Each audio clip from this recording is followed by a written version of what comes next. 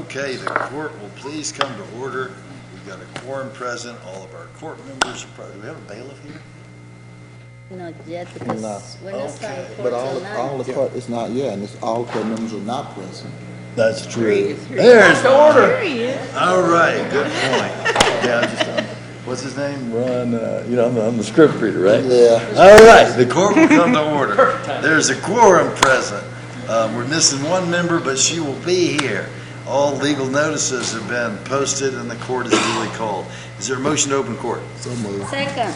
All those in favor signify by saying aye. Aye. Motion carries unanimously. And the bailiff will please open court. All rise. Dallas County Commissioners Court is now in session for the December 2017 term. The Honorable Clay Lewis Jenkins presiding. Please remain standing for the invocation. All right. Our invocator will be here at 9, Judge. And the invocator will be here at 9, so don't worry, we're going to get that handled. But we're going to handle that out of order. So court was posted at 8:30 today to allow time for recognition of you for the great work that you do with our and for our employee recognition year-end program.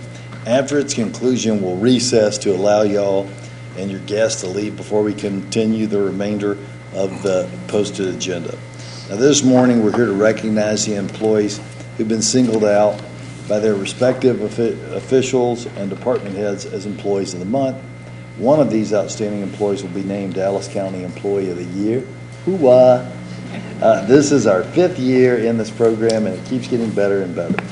Throughout the year, 115 employees have been presented with resolutions from Commissioners Court during the month which they were named Employee of the Month. We want to thank Lori Mitchell, Annie Coleman, and Liz Allen in the clerk's office for all their support with the monthly postings and filings of the resolutions.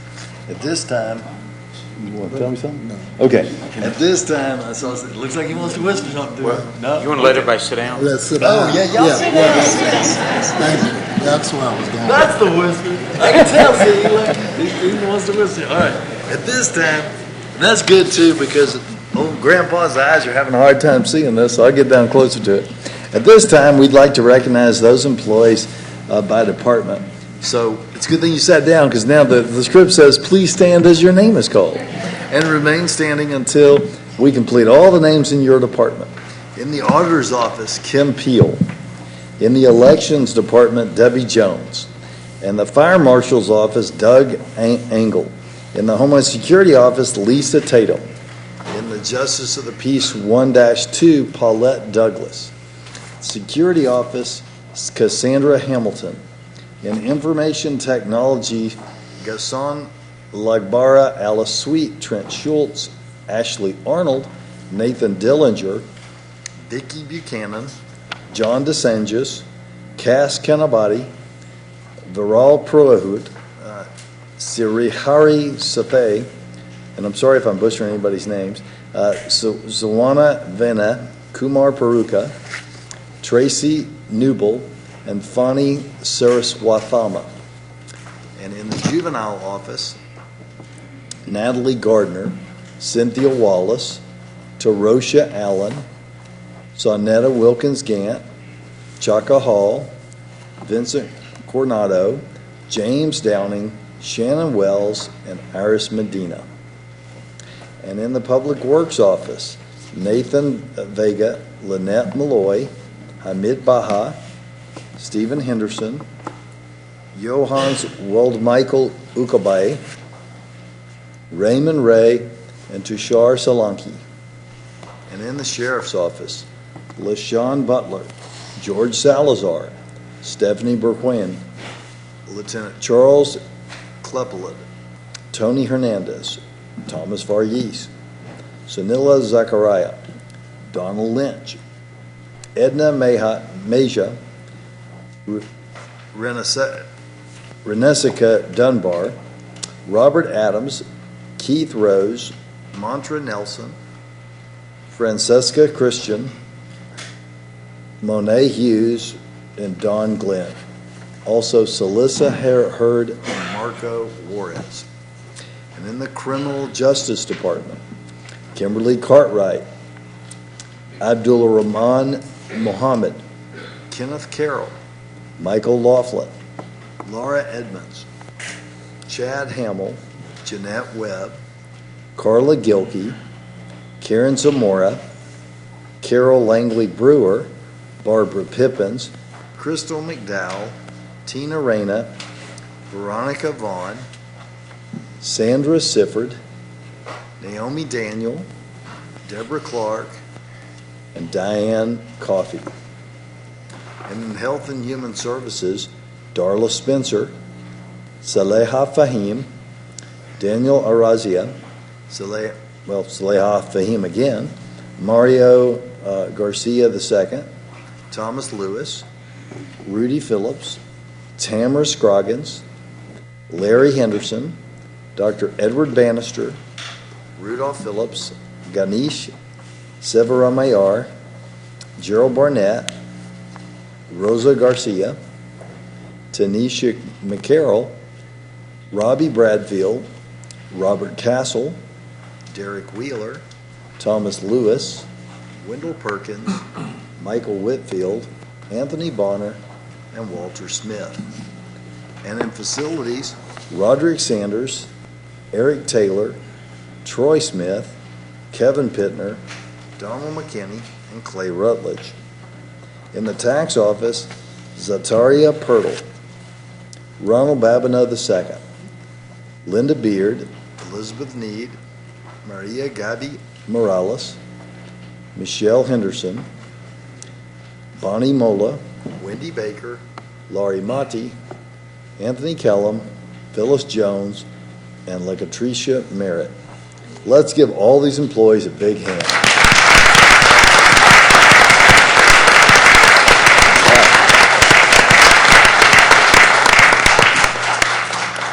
Now, from these 115 employees, one person from each department, there we go, from each department was selected as a finalist for Employee of the Year. And this year, we divided the departments into 4 categories based on scope of service. The categories are constituent service, county operations, courts, and justice administration and law enforcement. At this, oh yeah, y'all can sit down. Y'all can sit down. Got my coaches here. Tell me when y'all can sit down. All right. Hey, if it ain't on the script, I ain't saying. At this time, I will announce the finalists for Employee of the Year for constituent services. Will the following finalists please come forward as I call your name? Ganesh Severamayar at Health and Human Services. All right, Ganesh.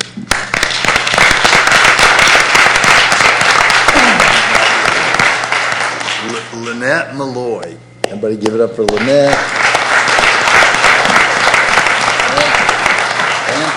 Anthony Cullum and from the tax office.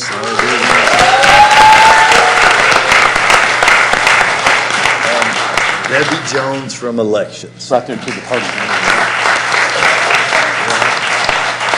All right. Now, at this time, I'll announce. Hold on, let's get a picture with those. All right, that's not on the script either, but all right, let's do that. Let's get a picture, y'all. Yay. You can stand up there in the front. Yeah, y'all gonna stand in front. We're gonna stand here. How we working that, Shay? Your show. Ow. You two can stand up here. All right. Hey, Everybody. congratulations. Let's picture. All right. Stand. I'm coming around. Again.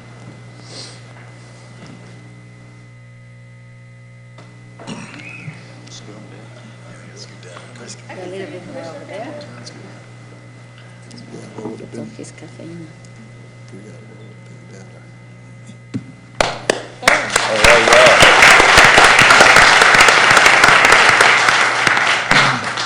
All right, now at this time, I'll announce the finalists for Court and Justice Administration.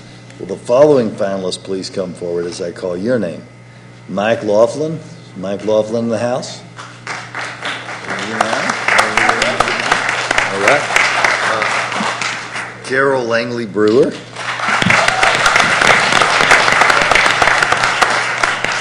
Paulette Douglas. And Natalie Gardner, Jr.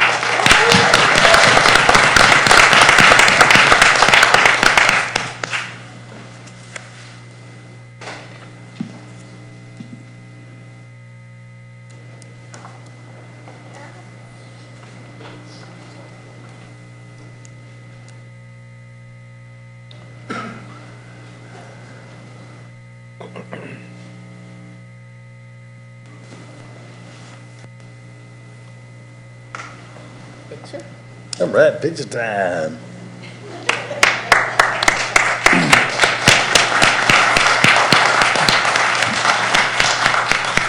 The only thing I know excites you.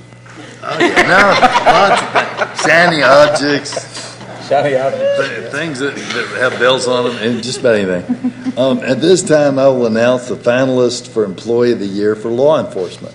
Will the following finalists please come forward as I call your name? Doug Engel with the Fire Marshal's Office.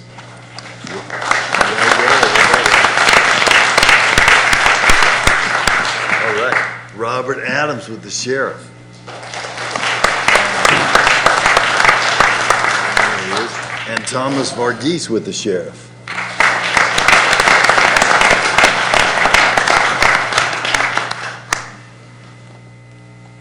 Yes. Come on up. Scoop, yeah, right here in the middle. Right in the middle.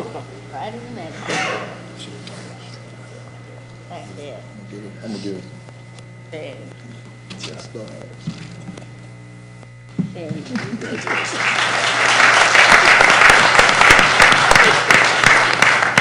Did you skip county operations? Of Not paying knowingly. this? No, it's the next on the. Okay. County operations. There we go. At this time, I'll announce the finalists for Employee of the Year for County Operations. Will the following finalists please come forward as I call your name? Kim Peel with the Auditor's Office.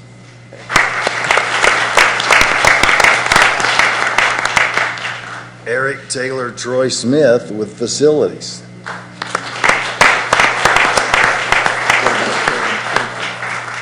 Lisa Tatum with Homeland Security.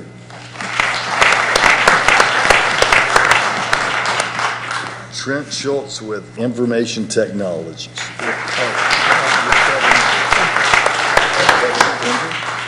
I'm reading. I just read writing. What happened to Kevin Pender?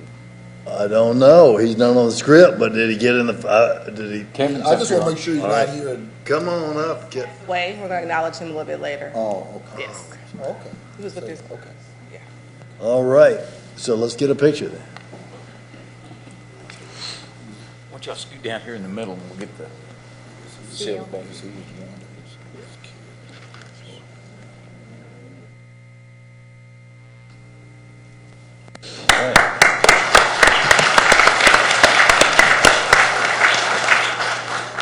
A panel of judges outside the county was brought in to review the nominations of the finalists and to make a final determination for Employee of the Year in each of these categories, and will now announce the 4 Dallas County Employees of the Year.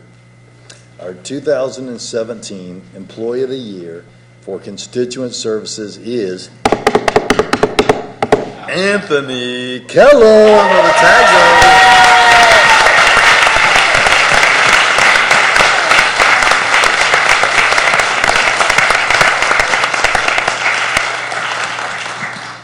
Okay, Shay, I think I said this last year, but we need some walk-up music for these people. So next year, let's get some walk-up music for them.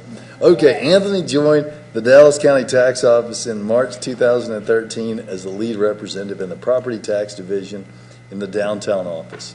He quickly progressed to branch manager in the Mesquite Tax Office in June of 14, and on to his current position as branch manager in Oak Cliff in 2015. His quick ascension in the tax office is testimony to his outstanding job performance. Anthony excels and is well-versed in both property tax matters and motor vehicle transactions.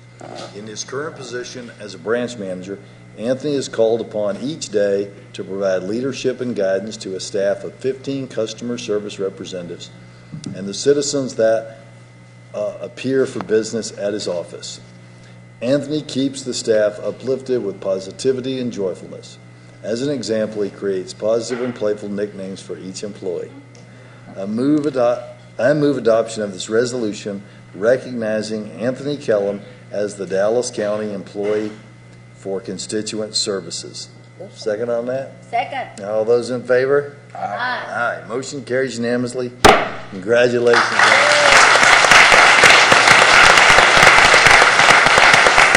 We got an elected official up here, so I know he's going to say something. Let me just say about Mr. Kellum, He truly is the tax office employee of the year this year. He knows property tax, he knows motor V, and he knows how to take an angry customer, explain the rules, and get them calmed down. And when they leave our office, they're happy they wrote us a check. So, Mr. Kelly. Thank you very much.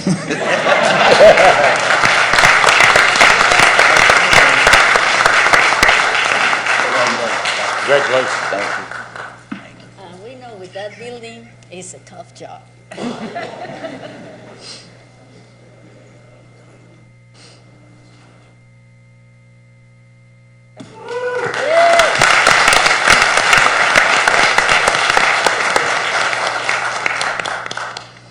All right. So our employee of the year for law enforcement is, drum roll, Robert Adams. All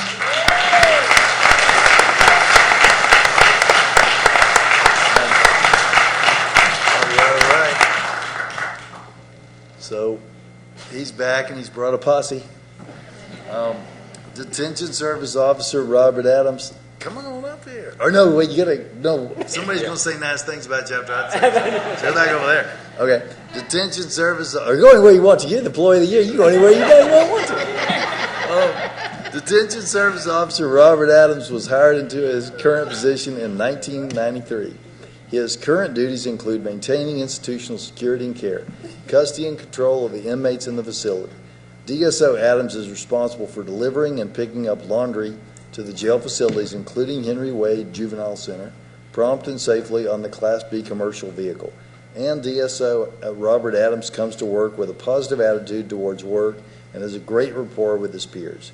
He has been an employee with the Sheriff's Department for 24 years. 22 years were in the detention support laundry section. His attendance is in accordance with department policy to accomplish the change out of clean laundry for the inmates, which averages 1,900 inmates daily. DSO Adams safely delivers laundry to all the jail facilities and the juvenile center and makes sure all deliveries are met. DSO Adams takes initiatives on other areas in laundry that would need attention without being asked to do so. DSO Adams has been assigned other duties and tasks without hesitation while completing his daily duties. DSO Adams is a great asset to the Sheriff's Department and to Dallas County. I move adoption of this resolution recognizing Robert Adams as the Dallas County Employee of the Year for law enforcement.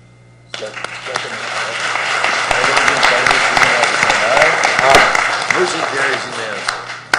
Okay, now your friends are going to say nice, embarrassing things about you. Okay. Anybody? Judge, Commissioners, thank you so much for bestowing this award on Officer Adams. Officer Adams comes into work day in, day out. He doesn't complain. He does his job. He makes sure it gets done. And because of that, our inmates, they have what they need. So thank you so much for giving him his award. And Mr. Adams, thank you for the work that you do. Chief, I appreciate you speaking. I need to hear, Diane, I heard a number I did not agree with. 1,900 change outs. So that we'd be in compliance with the Texas Commission on Jail Standards. It's actually a little more than that, sir. I know. Okay. Well, and by the way, Diane is over Cook Chill and is responsible for not only laundry, but for about 9 million meals a year. And I'm sure that she has some comments about how important this change is with regards to being compliant with the Texas Commission on Jail Standards.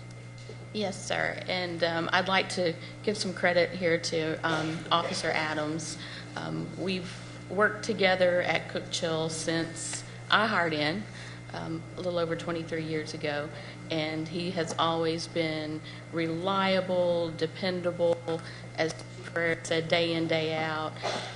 Sleet, rain, ice on the ground, it doesn't matter. You can guarantee that the sheriff's mission is going to be complete, that laundry and that food is going to get downtown from Cook Chill no matter what.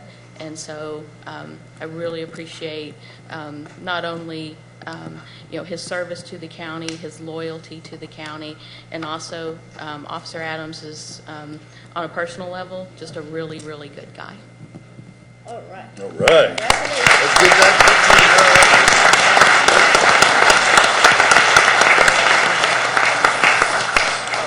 All right, let's do the bunny ears. No, listen.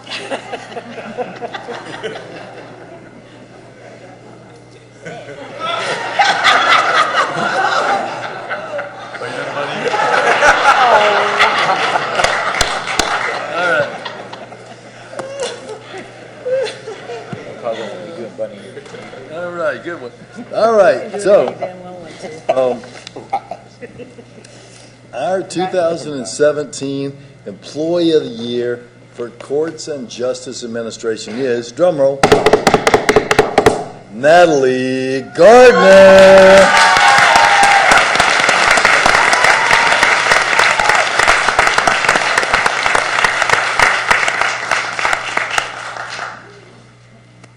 Natalie Gardner goes above and beyond to ensure that any record document she is responsible for or views, it is as accurate as possible as she reaches out to supervisors, psychology, and court clerks as needed. When requested to assist in other areas, Ms. Gardner strives for accuracy. Ms. Gardner meets deadlines as requested and ensures to provide timely responses to any correspondence she receives. She is not only responsible for the normal duties of administrative assistant in probation services, she is also responsible for case processing review committee, scheduling, and daily reports, to include administrative triage and acquiring necessary documents to prepare placement match files. Natalie's attention to detail is extraordinary.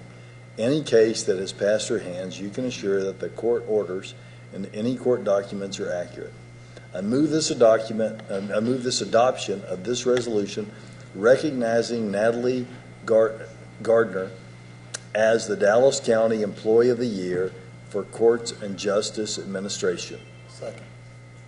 All those in favor signify by saying aye. Aye. Aye. Motion carries unanimously.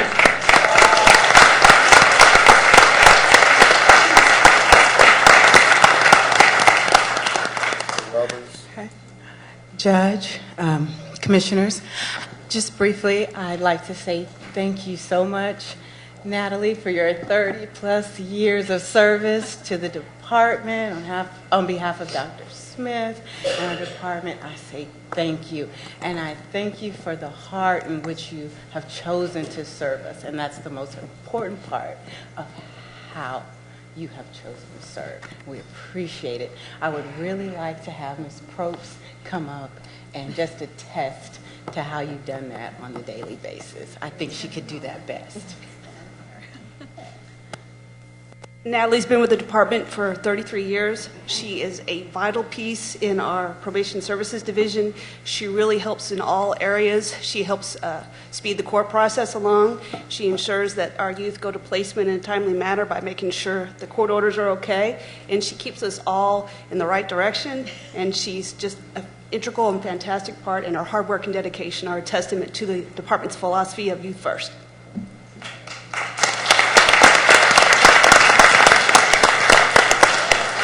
The opportunity from the very beginning of working with the county all the way up to now and beyond. Thank you. Come on, let's take a picture.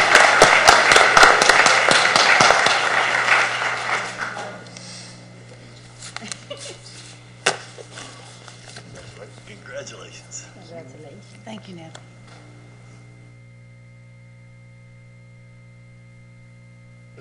No bunny. Okay. All right. Let's see. Our 2017 Employee of the Year for Dallas County operations County operations. are, because it looks like there are three here. Drum roll. Troy Smith, Eric Taylor, and Kevin Pittner.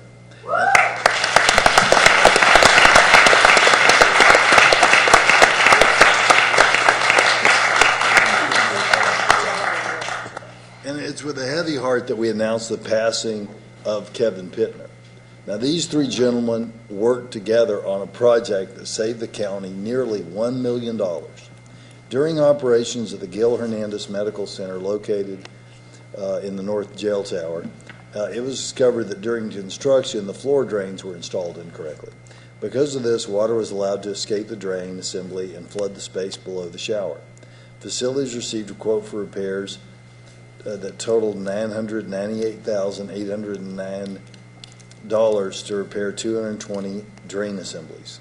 Master plumber Troy Smith, with assistant and journeyman Eric Taylor, took upon themselves to design and present to facilities a plan to replace the drain assemblies at a significantly lower cost to the taxpayers.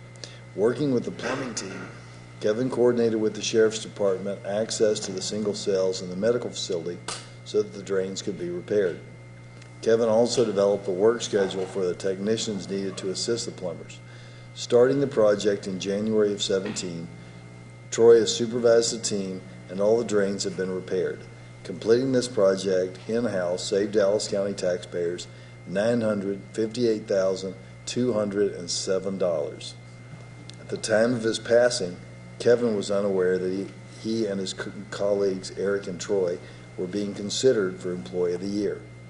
The judges were overwhelmed with the leadership, ingenuity, and commitment to a project that saved Dallas County taxpayers almost $1 million. I move adoption of this resolution recognizing Troy Smith, Eric Taylor, and the late Kevin Pittner as the Dallas County Employee of the Year for county operations. Second. All those in favor signify by saying aye. Aye. Motion carries unanimously. Congratulations.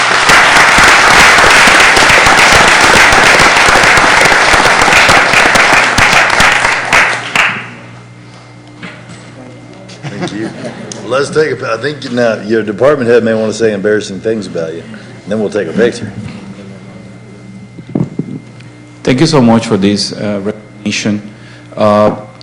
These gentlemen are just a sample of facilities has to offer, and this is just a small item of what facilities department does on daily basis. So we really appreciate that.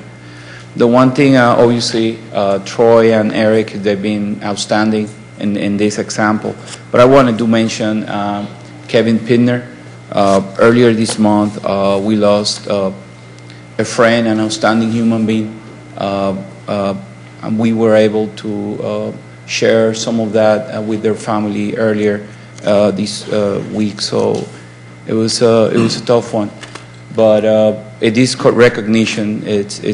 It's a lot for us. So thank you so much. When you talk about county operations, my co-chair and I will tell you that nobody does more than probably facilities in terms of the operation of a facility that is larger than 80% of the cities in the state of Texas.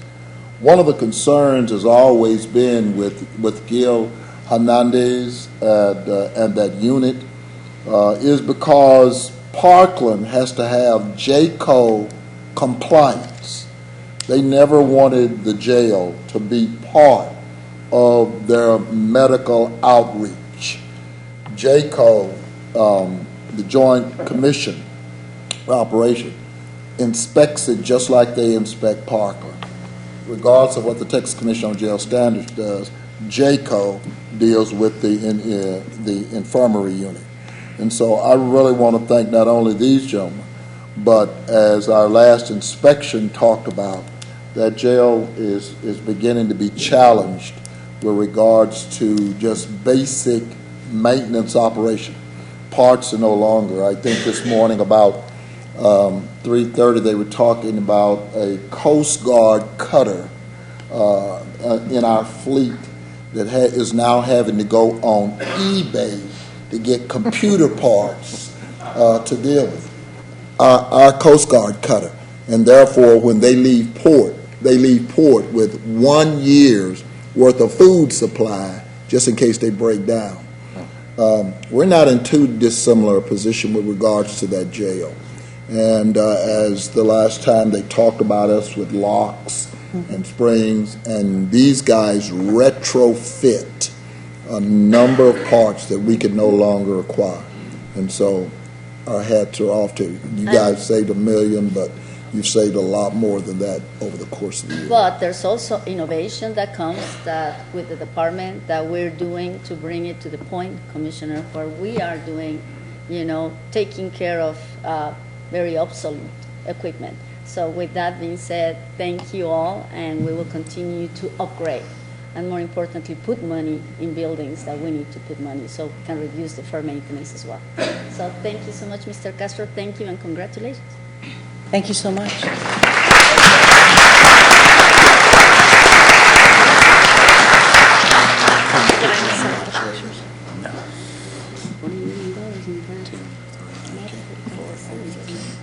Put it in the jail.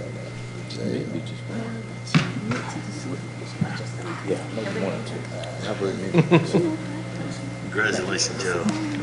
Photoshop me rather, but you can. Commissioner Garcia, is your invocator here? Oh, all right, the invocator's here. Why don't we have our invocation, and then we'll take a short break. Why don't you come on up? Commissioner Garcia, you want to introduce? Thank you. And I'm going to ask Pastor Mason Smith to come forward.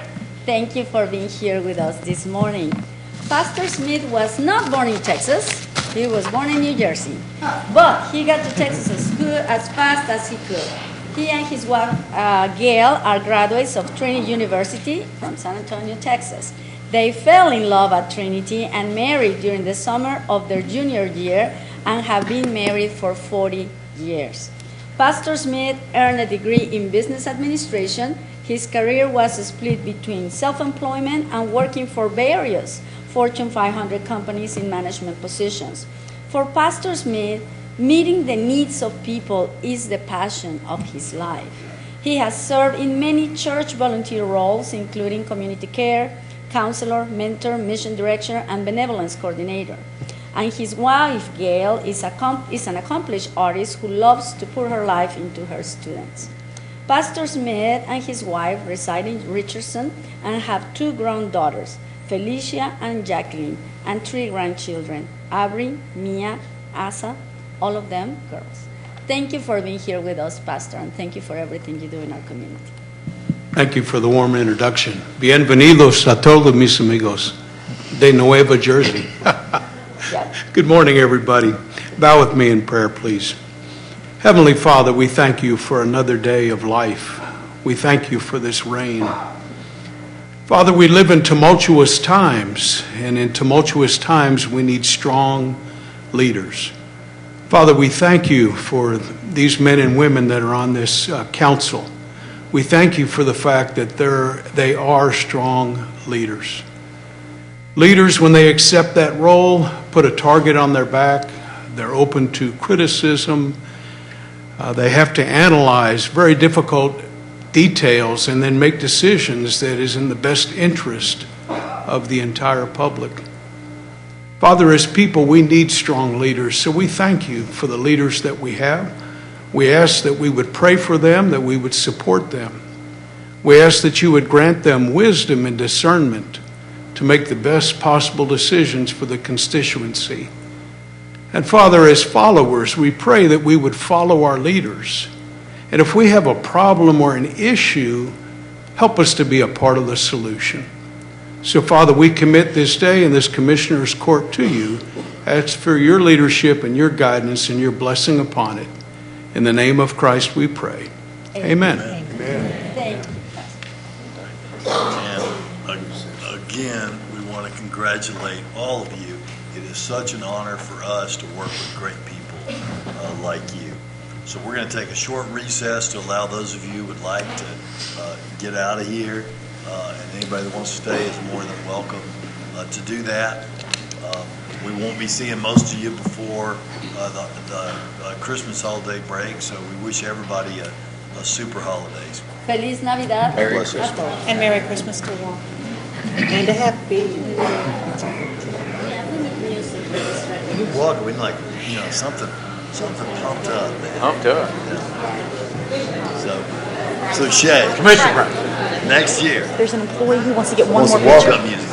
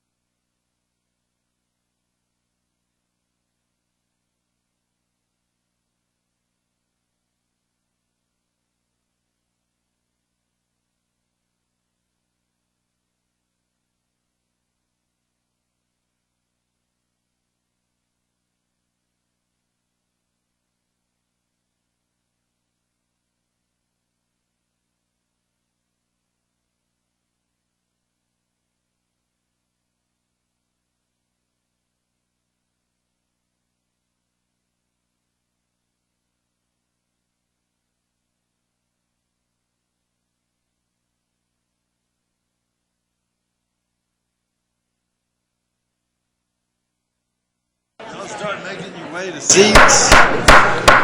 We go to open court. We got to keep the show going. We've already done prayers. We probably We need more. are gonna wait for just a couple minutes for everybody to sit down, and then we'll hit some resolutions. How's that sound, y'all? Does that sound good? Well, before that, I want a motion to suspend the agenda. So moved. Okay, last. Yeah. Now, second. Okay. No, I'm not going to problem with motion. You got a motion, you got Oh, a I second. second, okay.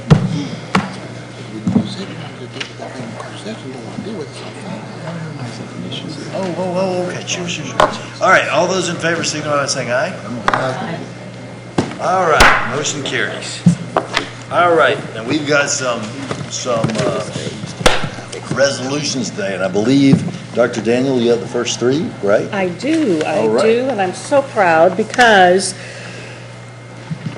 the following individuals are the continuing example of we do not do anything by ourselves here, and it's by the help and assistance, expertise, knowledge, and willingness of so many people.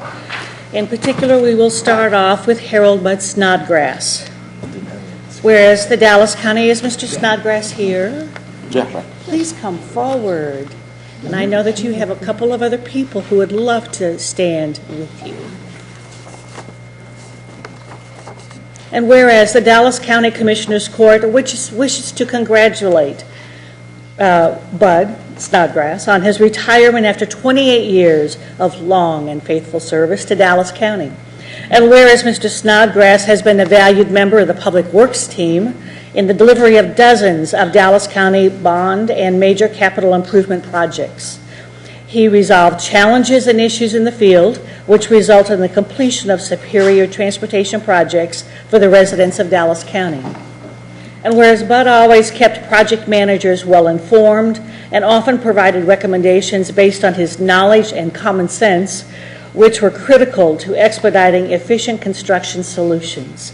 Bud made sure contract requirements were administered and enforced in a way which made him popular with contractors and city partners. And whereas, since becoming a senior inspector, Mr. Snodgrass has supervised multiple projects and inspectors while training new inspectors. He also provided assistance in recruiting and evaluating staff, coordinating work assignments, filling in for others as needed, performing plan and submittal reviews, developing department best practices, and providing project tours. And whereas some of the projects Bud had worked on through the years include Blue Grove Road in Lancaster, Westmoreland Road Bridge in Dallas, Blackburn Kemble Road in Garland, Beltline Road in Richardson, MacArthur Boulevard in Irving, Haskell Avenue in Dallas, and Miller Road Bridge in Garland, Dallas, and Rowlett.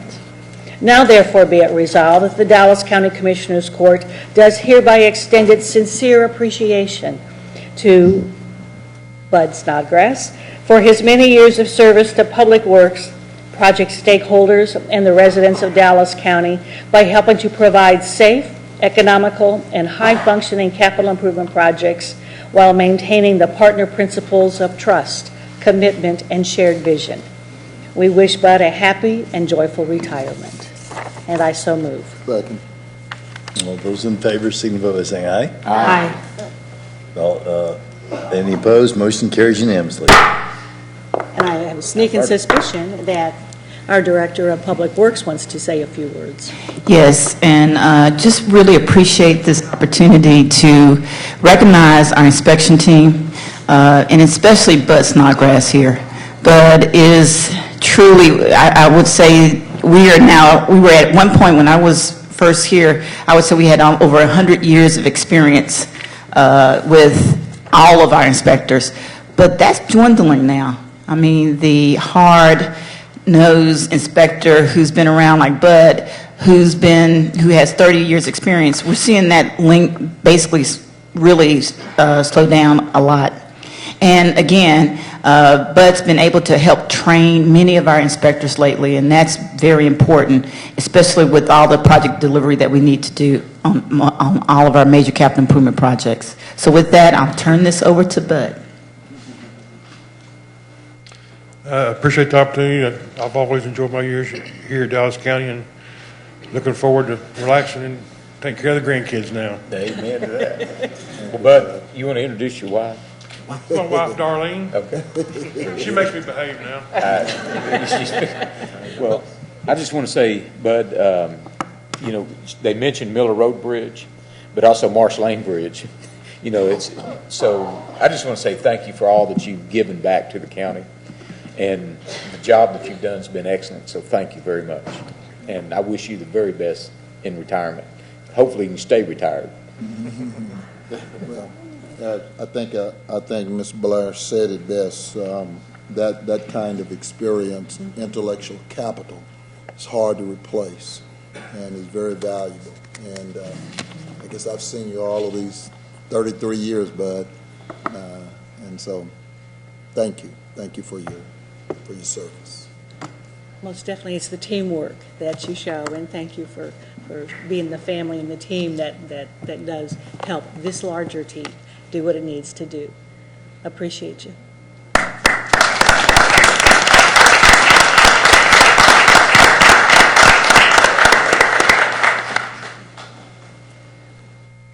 On a different plane, but no less, an additional help in our community, would the people with Bruce Buchanan please come forward?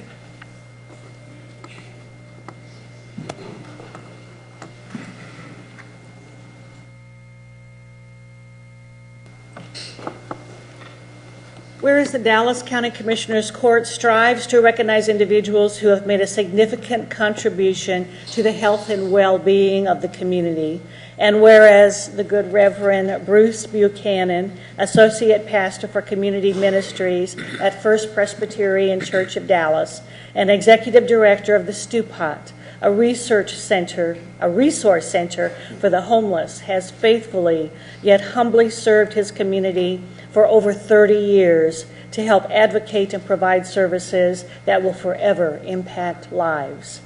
And whereas Reverend Buchanan has continued to evolve as an agent for hope and change, working tirelessly and without much fanfare, under his leadership, the Stewpot has served in excess of 30,000 unique individuals and served more than 3 million meals to the most vulnerable among us.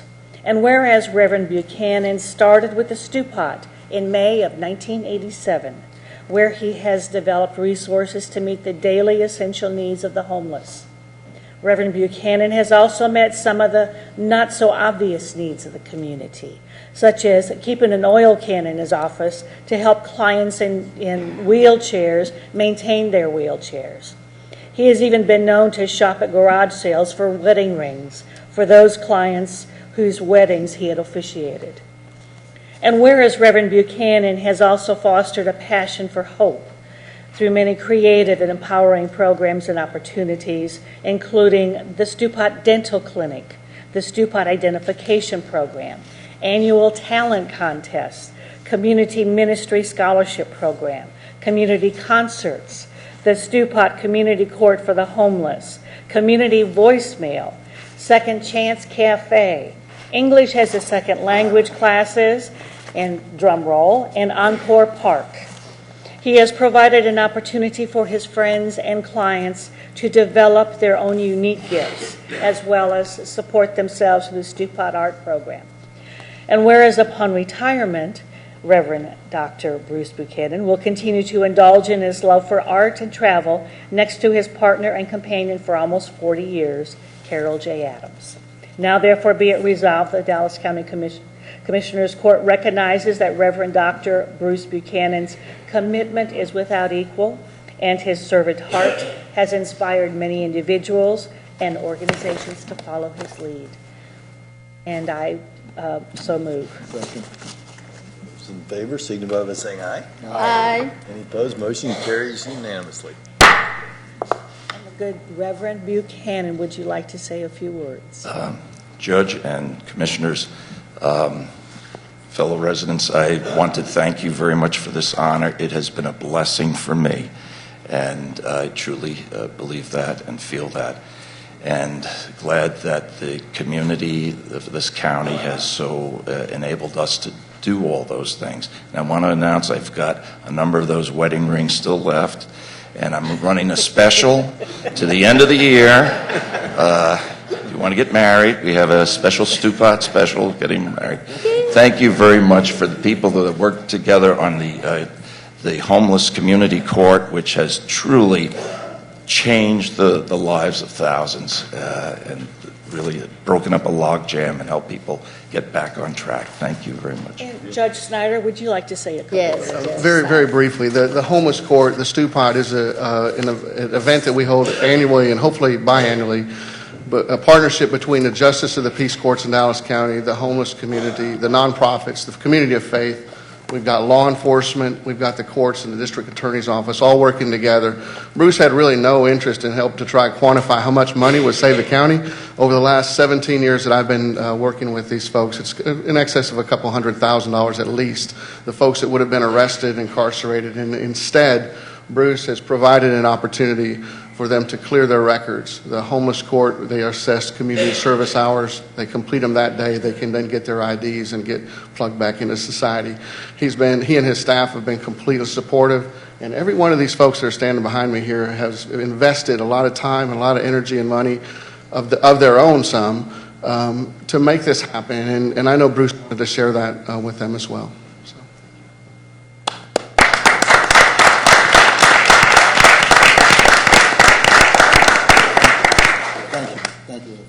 As it has been noted, it is a community effort, and thank you so, so much for everything that you have added to our greater community. Thank you. Thank you. Congratulations.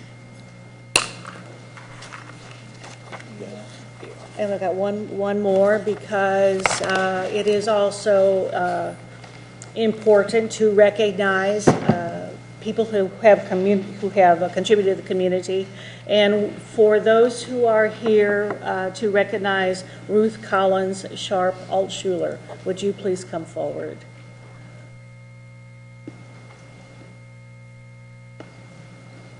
Thank you very much. Good to see you. Whereas Ruth Collins Sharp Altshuler created a legacy of philanthropic generosity and leadership that will have a lasting effect on the entire Dallas community. Whereas early in her life, she joined the Dallas Junior League and became aware of the great need in the community. Altshuler joined the Junior League, a civic group of young women. They took her on a tour of Dallas she'd never seen. We went to Parkland Memorial Hospital and the Lighthouse for the Blind and Goodwill Industries, she said. I was just so overwhelmed. There was so much need and so much that needed to be done. That was the turning point in my life. Through this experience, she decided to dedicate her life to helping others. And whereas Ruth Altshuler was the first woman to serve on the grand jury in Dallas, according to the Dallas Morning News, she showed up each morning around 8 at the old Records Building in downtown Dallas and listened as prosecutors presented cases for indictment. They broke for lunch a little early on November 22nd, 1963, a Friday, because Kennedy was coming to town. Monday morning, Altshuler was on the grand jury that handed down the indictment of Jack Ruby. This historical event came full circle when she was selected by the city of Dallas to plan the ceremony marking the 50th anniversary of President John F. Kennedy's assassination. And whereas Ruth Altshuler accomplished many more firsts, she was the first female chair of SMU's Board of Trustees, the first woman to chair the United Way annual campaign, and the first woman to serve as the chair of the local Salvation Army Board. She was also the first person in the United States to receive 3 National Service honors. She was one of 3 life members of the Salvation Army's National Advisory Board and was honored on a global level with the highly prestigious Order of Distinguished Auxiliary Service from the Salvation Army International in London. And whereas, in addition to her local and national positions, she gave the same devotion and leadership to her yearly fall food drive for area shelters she collected in her own driveway and tried to make a difference in the lives of those she met. And I so move. Second. All those in favor signify by saying aye. Aye. Great. Well, thank you so much, Judge and Commissioners. Ruth, for those of you who knew Ruth, you know that she was one of a kind, unbelievable in terms of her generosity and leadership in so many different ways. I said to someone recently, really the history of Dallas cannot be written without a big chapter devoted to Ruth Altshuler. She's got her fingerprints on so many wonderful things that have happened in this community through many, many years. She was on our board for 43 years here in Dallas and was active right up to the end. And we just really appreciate this time through this resolution and through this opportunity to speak, to pay our honors and respects to Ruth Altshuler and her family that's continuing her legacy. Thank you. I want to say I had the honor of working with her on the JFK 50. And two stories I remember about her is one day on that committee, there's about 20 people in the committee, Ron Kirk and I came into the meeting late, which if anybody knows Ron Kirk and I, that's probably not earth-shattering. But, and then Ron was whispering something to me in the meeting, and Ms. Altshuler banged something on the table very gently, but let us know to be quiet during the meeting. And then Ron asked her a question about, what we were doing about something. And she said, that was covered before you boys got here. And I can go over it with you after the meeting, but we're not going to take up anyone else's time since you weren't here. Another story of her, so we got to be friends, and she was an advisor on things. And a couple of years ago, or maybe it was last year, she sent me a campaign check. We had a fundraiser. But she sent the check from her charitable account. You can't take campaign checks from charitable accounts. So my mama says, Clay, you need to call Miss Altshuler and get her to send you the check from the right account. But I never did because I'm scared of Miss Altshuler. There ain't many things in the world I'm scared of, but Miss Altshuler is one of them because we had such respect for her. But just force of nature, a wonderful person. Yeah. I can't even imagine what Salvation Army would be without the leadership and just my contact with her in a secondary way was just watching how with Grace, but a very practical minded, an incredible sense of humor, yes. That she was able to direct a lot of traffic. And I know that the Salvation Army was one of her great loves and one of the, not only benefited the organization itself, but obviously the whole community at large. And the services that I know the two of you, along with her, have provided are just models and obviously make all of us smile with the good thoughts. She was everywhere. I mean, we can talk about Parkland. We can talk about the arts. We can talk about philanthropic with, animal organizations. She was, like you perfectly say, all over in Dallas history. So we appreciate her very, very much. And like Commissioner Daniel says, always with a very practical humor sense. I mean, she will cut you just in the middle. And I suspect she's not done yet, that those fingerprints will continue in the growth and development that I know is just on the horizon for Salvation Army. So thank you, Ms. Altshuler. Thank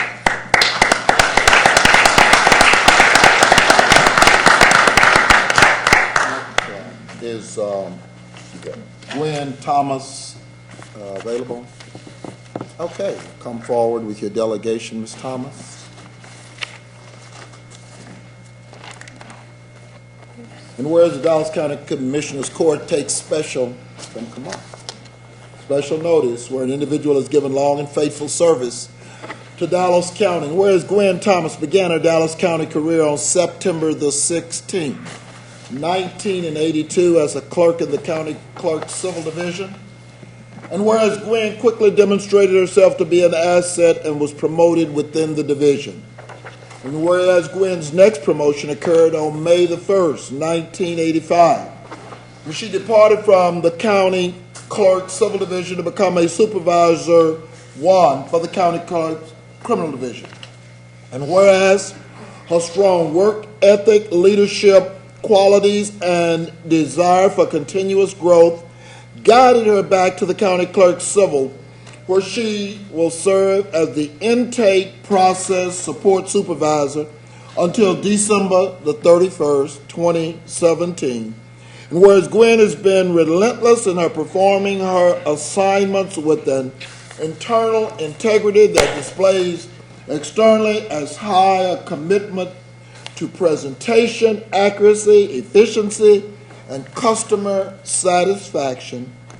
And whereas Gwen has served Dallas County continuously and diligently for over 35 years, and now therefore be it resolved that the Dallas County Commissioners Court does hereby recognize and extend sincere appreciation to Gwen Thomas for over 35 years of faithful service, and further expresses best wishes on this her retirement. And I so move. Second. All right. All those in favor signify by saying aye. Aye. Any opposed? Motion carries unanimously. Mr. Warren. Thank you, Commissioner, and this honorable court. I am pleased to stand here with my friend Gwen Thomas, who's been here my entire stint of 24 years with Dallas County. She was a friend before she was an employee. She understands my work ethic, my expectations, and she understands that I don't lower them. So she has not only raised her standards, but those of the people that she worked with. I should actually be standing at the back of this group because the work is done not by me, but by those who stand around me and Gwen. But I want to thank her for all the things that she's done. She supported me through the past 3 elections, and she has been a big sister as well as a good friend to me and my office. And so Gwen, I really appreciate everything that you've done for me as long as you've been in my office, long before I got there, because you started the work before I got to the office, which made it much easier for me. So thank you. And I want to thank John Warren, myself, being instrumental in my life here at Dallas County, and all of the team behind me. I just thank God for that, because they have been truly working with me as well, and I'm thankful for Dallas County to allow me the opportunity to work here for these 35 years. It's truly a blessing. Thank you. Thank you.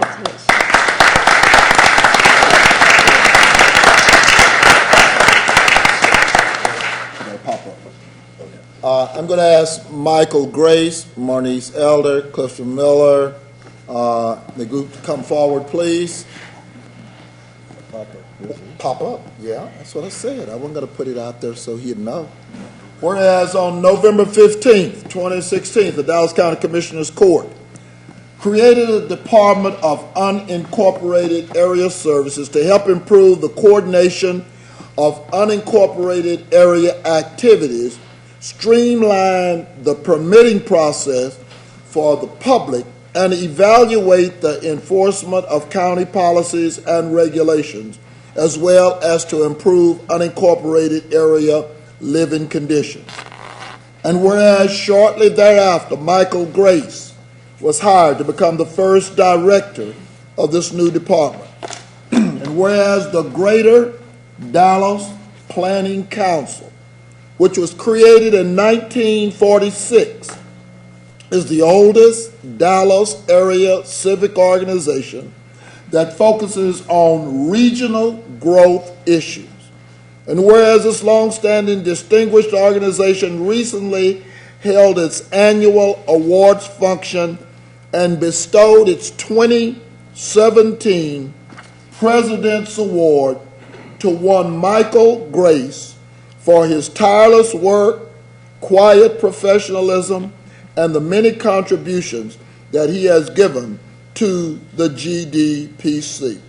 And whereas for those of us who have had the opportunity to work with Mr. Grace as he assembles the county's new unincorporated area services department, such recognition is clearly justified and is not surprising. Now therefore be it resolved that the Dallas County Commissioners Court hereby congratulates Dallas County's Director of Unincorporated Area Services, Michael Grace, for receiving the 2017 President's Award from the Greater Dallas Planning Council, and I so move. And I second. All those in favor signify by saying aye. Aye. Any opposed? Motion carries unanimously. Mr. Grace.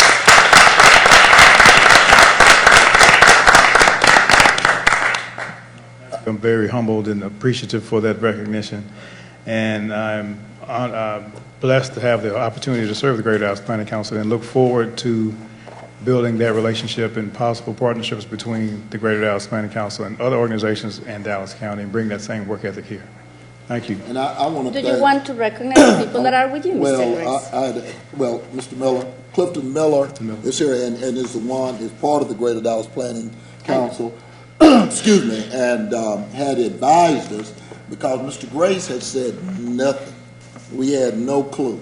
And so I want to thank Mr. Miller. Marnice Elder is the new CEO of the Dallas Black Chamber of Commerce and is doing a yeoman's job after 25 years at Parkland. But anyway, that's a whole other story. But anyway, I want to thank them. Ms. Elder?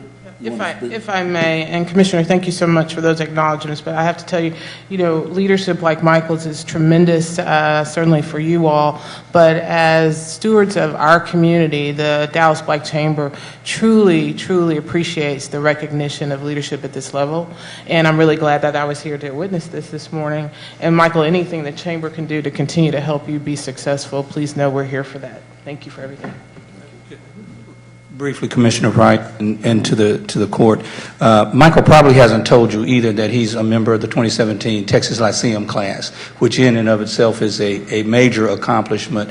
But regarding the Greater Dallas Planning Council, I have the pleasure of serving on that board, and I also want to commend our president, Carmen Garcia, for actually making the selection of Michael as for the 2017 President's Award. Thank you very much. And thank you so much for your recommendation, Mr. Miller. We really appreciate it. And of course, Mr. Grace, the hardest part is still coming. So congratulations. You all take it. Congratulations. Judge, could I take just a moment? Certainly. Of personal privilege? I would like to introduce Michael Carr, who is new to my staff. His first day was yesterday, and he comes with many years of experience in healthcare and is eager to share that with Dallas County. So I wanted to introduce him to, first of all, the Commissioners Court and to the public in general, because as they say, we are not done yet. Michael thank you for joining us. Carr. Normally, we would have presentations. Right. But I did a motion to suspend the agenda. So we're going to be moving those, and we still got our consent agenda and court orders, and then we'll be going into closed session on Court Order 5, and we'll come out with a vote on that. Is there a motion on the consent agenda? So second. All those in favor signify by saying aye. Aye. All right. And is there a motion on Court Orders J1 through 56, addendums 57 and 58, pulling... No. I want to suspend the agenda. I want to go to 5. I'm going to 5. I want to suspend the agenda. I'm just trying to knock out the non-controversial court orders. Okay, what do you consider you don't know what the non-controversial are? Well, I've gotten emails from all of y'all with what your pulls are, so the ones that you didn't know one sent me a pull on. Okay. We can go back. So, yeah, I don't... So, let's Let's go 5. Is there an order on this? Because I'm not... Is there a preferred order? On the other ones, you mean? Yeah. Okay. All right, so... No, not presentations. No, I just wanted to go Court Order 5 before us, and then let's go. All right. So is there a motion on, is that satisfactory to the rest of the group? All right. Already been done, So, right? Well, no, I've got to take a motion from somebody. So it sounds like I'm going to take a motion for us to hear Court Order 5 out of order and bring Court Order 5 before us. So moved on, we're just moving it as a set of three, we suspended the agenda. I second. Okay. All right. We've got a motion and a second on Court Order 5. I'm going to ask that we have discussions in closed session at this time, so we will be back momentarily.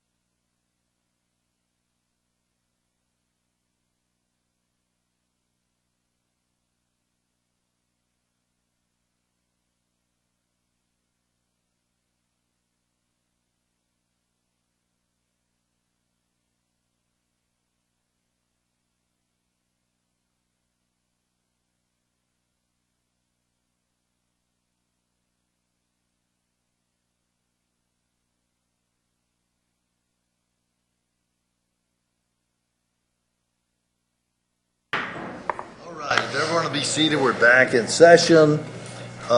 Just for record clarification, the provision under which we went into closed session was to discuss an appointment and personnel matter. Is there a motion on Court Order 5? It is. And what There is is a motion on Court Order 5 to support Mary Ann Brown for the interim position of sheriff in Second. Dallas That's your County. motion. Second. All right, and that's a motion to appoint Marion Brown as interim sheriff. There's been a motion and a second. Any discussion? Any public discussion? Hearing none, all those in favor signify by saying aye. Aye. Aye. Any opposed? Motion carries unanimously.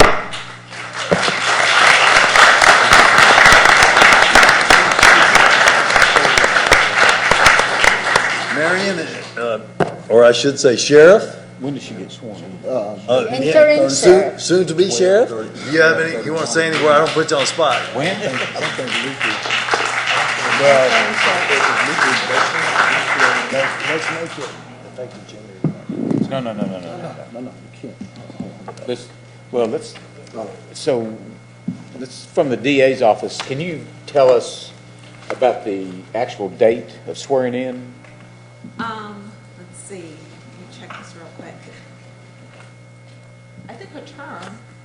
She requested us to be held over until December the 31st. So Correct. the swearing in will have to occur by midnight on the 30th, or January 1st at midnight. My understanding was under the state law, though, that if she made a public announcement, that it created that vacancy immediately, and it didn't matter about the resignation.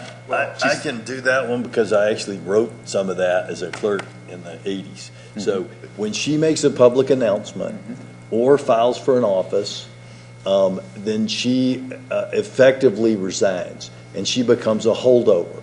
So she's a holdover until such time as this court, because we are the appointers for her constitutional office, appoint someone. Now, we could appoint Chief Brown to start tomorrow or next week or at 12:01 on January 1 or whenever we choose. And at that time, Lupe Valdez's holdover status will cease. And So the question is, and she'll be sheriff. So the question is based on your position now in command, the third in command, why would we wait till December 31st? Why wouldn't we go ahead and do that now? Well, I think. That was a request by the sheriff. I think it was a request. It was a request by the sheriff. Okay, for transitional Right, for purposes.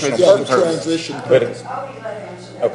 But Sheriff, just at the time that you made your announcement, you weren't sure who was going to be your successor. Correct. And I can understand a succession plan. Yes, sir. Okay, but with it being someone that's already in place and ready to go, why wouldn't we make that immediate?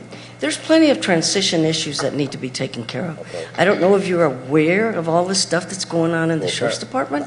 There's plenty of stuff that is going on.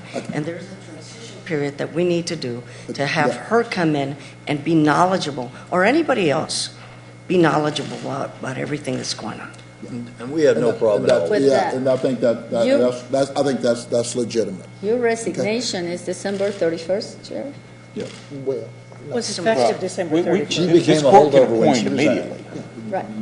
Okay. But the maker and the seconder moved so that we could appoint her on 12/31 midnight. Okay. And part of the transition plan was also because At 12 over 500 12 people have to be deputized. 12:01. Right. At 12:01. At 12:01 January 1. Commissioner Price will be there. I'll be swearing in. I think he invited Dr. Daniels. Dr. Dana may be there too. That's right. Oh, no, we'll be here. Okay. We like early morning. We welcome you, Commissioner Cantrell, also to be there. I won't be there. Count me out too. I won't be there. Judge Jenkins, Commissioners, I am humbled by this appointment, and I appreciate the consideration that has gone into making such a difficult decision. There's a word that says, to whom much is given, much is required. That is a word to which I ascribe. It is a word to which I hold others accountable. And I don't discount the enormity of the responsibility that has been entrusted to me today. I'm excited about the challenges that lie ahead. I look forward to working with this court, as well as the community, to continue providing excellent service to the citizens of Dallas County. I am even more so excited about the opportunity to continue moving the department forward, to hail the values that we have charged ourselves with. That is integrity out loud, professionalism out front, and accountability in all. I am thankful for the opportunity just to play a small role in making Dallas County Sheriff's Department indeed the premier law enforcement agency of Dallas County. Thank you for your consideration this morning. I would just like to say that, as you made note, this was not an easy decision. The number of people who came forward expressing an interest brought so many skills and talents that it was a very difficult decision for us. And that's why it did take a few moments for us to talk about, okay, what is primarily important? What are some of the other factors that should be taken into consideration?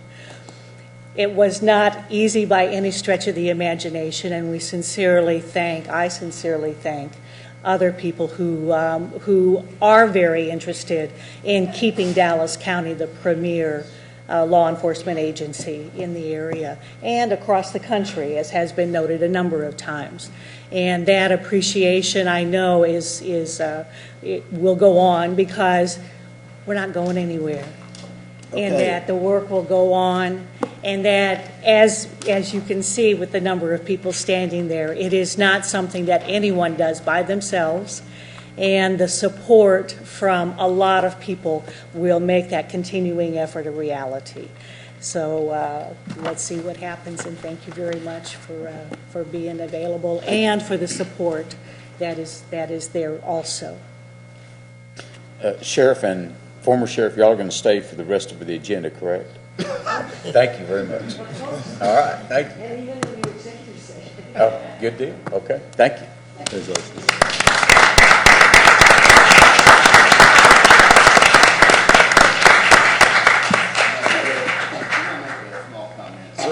behalf of the executive staff, to thank all of you for the consideration of the decision that y'all made. That's on behalf of all of you. Thank you so much. Okay. Thank you, Chief. We have court orders J1 through 56 and addendums 57, 58 before us. And before we really know what to take on that, we received an email, I think, from the DA's office about some court orders that the documents that were submitted to us indicated that the DA had reviewed the orders, but the DA informs us that they have not reviewed the orders. Additionally, they found court orders that the legal section was prepared by someone but didn't come from the DA's office. So of these, I want to follow our rules, and you have the opportunity, and I think it's important that you review everything. Are there any of these orders that you would like pulled for more time to review? What are you asking for? These matters have been addressed and no. Adequately? Yes. Okay. All of them that were on the sheet. Okay. So there's no need to... Yes. Right. The first matters that indicated DA reviewed 15, 16, and 17, there were We can't hear you very well. For the first matters, 15, 16, 17, that indicated DA reviewed, that was referenced in regard to... Can you use the microphone? I have Yeah, a hard I time. think everybody's using them. I think they may have gone, they may have been gone out, because Chief Flores, when they were talking here, Yeah, he couldn't. I just got to project. I think his mics are, we were having, okay, now. That's where That one. 15, 16, 17, I think they indicated that it was reviewed by the DA because it was, the DA reviewed the original contract, but for the work order, the DA's office does not have to review the work orders. 46, 47, the contract was to form, that was approved last year, and so the DA's office is fine, and the other matters are mostly routine matters, or a matter that indicates, for example, number 12, that when it comes to procurement, they will then get with our office. So. Well, nothing should move forward and say that they've been approved by the DA unless they have been approved by the DA. Yes, So- and we've had that discussion, that when you put it in that section that indicate that it's been approved by the DA, that make, even if you're referring to an old contract, then make sure you're explicit in that, so we know what you're We talking need to sign off or Yeah, additionally I or think something. that's a good best practice that Commissioner Cantrell is suggesting, that there could be either a form or just require that the DA initial something, something that's, it's either in the file or it's not in the file. Because this is, a fifth or sixth time, I think this has come up over the last couple of years where there's been a concern from the DA's office that they hadn't actually seen something. And it's been with all different departments. So maybe that, either a form with a checklist or just have the DA's initials on something. Okay.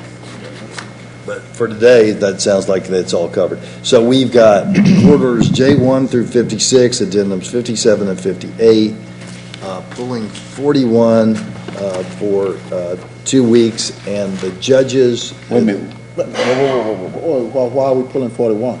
The judges in the criminal courts have questions about it, and Daryl and I talked about it yesterday. And what I'd like to see is the users, the new sheriff appoint someone, and the other users, the DA users and judge users, talk about their concerns. And because I'd like for them to come back and address those concerns, I'd like to support this. I can't support it today. Okay, that's because, fine, but it's critical. No, it's. But we bring it back on January 2nd. No. We do have a presentation on it also, so I mean, That was- would be helpful. Well, let me do this. I'll move court orders 1 through 58, pulling court orders 5 and 41. Well, 5's already done. I'm sorry. Right, so 5's not in. Okay. Yeah, we already Anyway, did let's it. hear the presentation. Yes. I mean, Okay. I'll second. Sure, let's have the I'll I'll second that. Any discussion on court orders, before us? I do just want to make a brief comment on 7. I want to thank Charlene Randolph and that department. They got a 100% achievement on their year 6 IGT, $25,464,218 unrev. And if you saw the email that I generated earlier, it appears as though the 1115 project is in jeopardy. And so we need to celebrate this because we're going to have some challenges going forward, it appears. And I have asked the department, I think I sent both to Mr. Heiko, to the NITBA, and I've asked Ms. Randolph to analyze 1115 waiver impact on Dallas County and its citizens. And so I do want to thank HHS and everybody who's participated, but at the same time, as I said, this was a $25 million impact over the last several years, and it is going to be critical. So, I know you didn't expect to get that 4 o'clock in the morning email. You got it, but that's right. But you were asleep, doesn't? That's right, you want to sleep. But anyway, we got some real challenges. Yes. We got some real challenges with 1115 possibly walking out the door. And But so- I want to give big kudos to Ms. Randolph. Yes. She really hit the ground, running. And I know it hasn't been easy, Ms. Randolph, but we really appreciate all the work you're doing. Like Commissioner Price says, this is extremely important funding for Dallas County when we come to mental health services. So we really appreciate all your work. And I also wanted to make some comments about item number 6, the small business enterprise. I know it has been labor of love for a long time. I don't even want to say now that it's probably more than 3 years. And I want to thank all our partners that are here today that are going to continue to help us with the program. Ms. Ruby Perez-Webb, thank you so much for your leadership. I think that while not perfect, it's a good start, and it will be reviewed, as the briefing says, very clearly, in every 5 years, for sure. So while we still putting together the whole program, I feel confident that we will have a good participation in it. Thank you, Mr. Martin. Thank you to all your staff And of course, to all our partners that are here that have Yeah, helped us all through the process, because it hasn't been easy. Thank you. Yeah, okay, I was getting ready, okay. Any further Call the comments? question. All right, hearing none, all those in favor signify by saying aye. Aye. Any opposed? Motion carries unanimously. All right, we have a variety of presentations. We want to hear yours about 41. Judge, Yeah. we have a court order, I'll move court order 41. Second. You did skip a couple of presentations, but we Okay, did. just a moment. He wanted to do a present. But I'm going, Yeah, we're I'm gonna- going, okay, I'm going, right. I'm going to allow, yeah, I'm going to allow that on my. I'd pull 41, so you Okay. need to have a motion if you want to hear it today. I'm going to make a without- motion that we hear this today because of, under our policy, it says specifically that if the county will incur costs as a result of the delay, then it will not be delayed. We've gone down this road before. And I've talked to Mr. Martin, and he doesn't believe, at least yesterday, he didn't believe that it would cause us But wait. any cost. Here's the concern. It has to cost wait a us money. Actually, that's why I think we need to have the presentation, because Let's hear what they have to say. Mr. Gray knows better than I do what the impact would be if we delay. Well, there's $200-something thousand A couple $100,000, Yeah. but there's also human costs, which I That's- think are that's more right. important. The delay is not the dollars, but there's a human cost that I believe is imperative that you consider this. Now, it's up to the court, but I think So we're going to lose $200,000, but we're going to be taken off for Christmas and New Year's.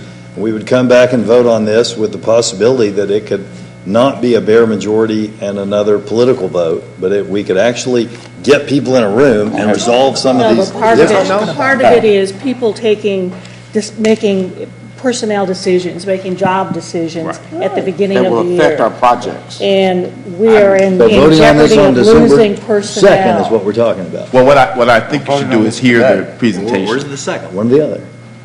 You said December But people are 2nd. making I'm sorry, decisions. January 2nd. Right. I think it would be important for Charles to give you the presentation. so Let's you hear can what they hear have the to say. Are we presentation, doing the yeah. presentations on only one side or two sides, or what presentation No, are the we doing? presentation is on the Texas Jail Project itself, Which which is is what the the court agenda order item that's on the is. agenda. And I So, understand then that. Judge has some concerns. He's talked to a number of the judges, and And they're not really my Those concerns.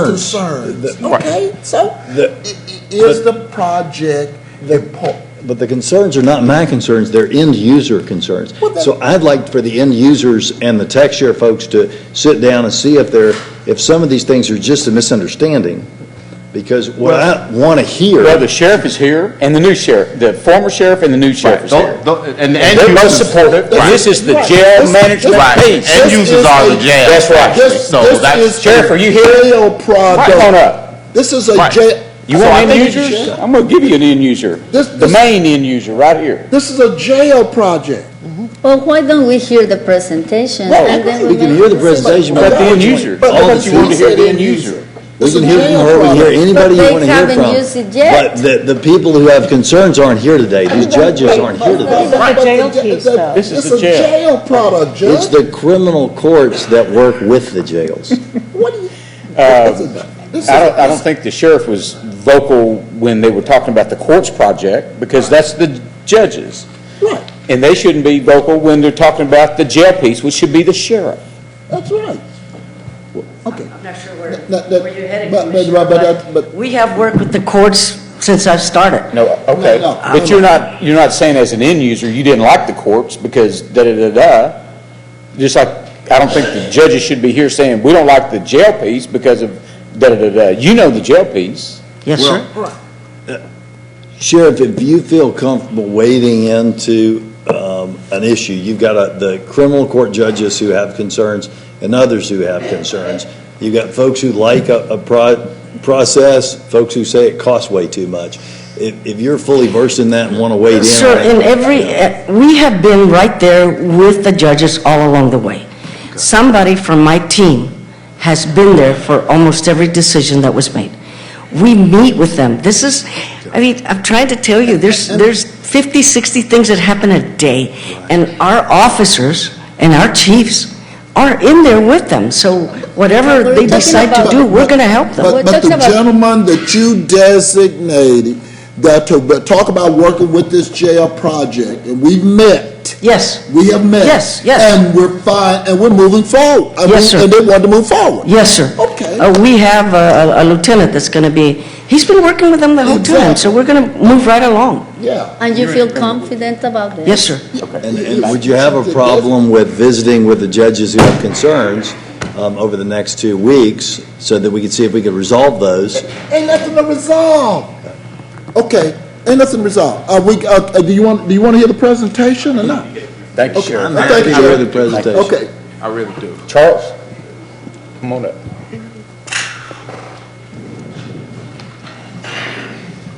I'm glad I lost my tie because my collar was getting a little stiff there. I apologize for being so informal, Judge and Commissioners. My tie got lost in the rainstorm. It was a beautiful green Christmas tie with brown reindeer to go with my suit. I apologize. I know you expect me to have my bow tie on. I was going to borrow one, Commissioner, but you've been pretty busy. So I'm going to go through a presentation on the Tech Shared Jail Initiative to try to give you some information about the history of the project, the motivation for the project, and our recommendation. This is our vision for a comprehensive criminal justice system. We have almost all the components now developed or in place. With the court implementation, we will have that piece in place. The last major piece is jail. When we complete the jail development or acquisition, we will have a complete integrated justice system that's totally owned and operated. And when will this be? I'll get to that in just a minute. So next slide. So we also have some challenges in TechShare that you're well aware of. One is our implementations projects suffer because we aren't scalable. That means we don't have a deep bench of resources that we can call on from time to time to do these large implementation projects. We have to seek resources on an as-needed basis and train them up so that they can handle these projects.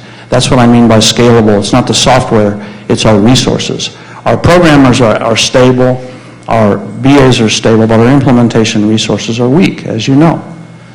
We have broad interest in TechShare products across the country, but we don't have sales or marketing staff.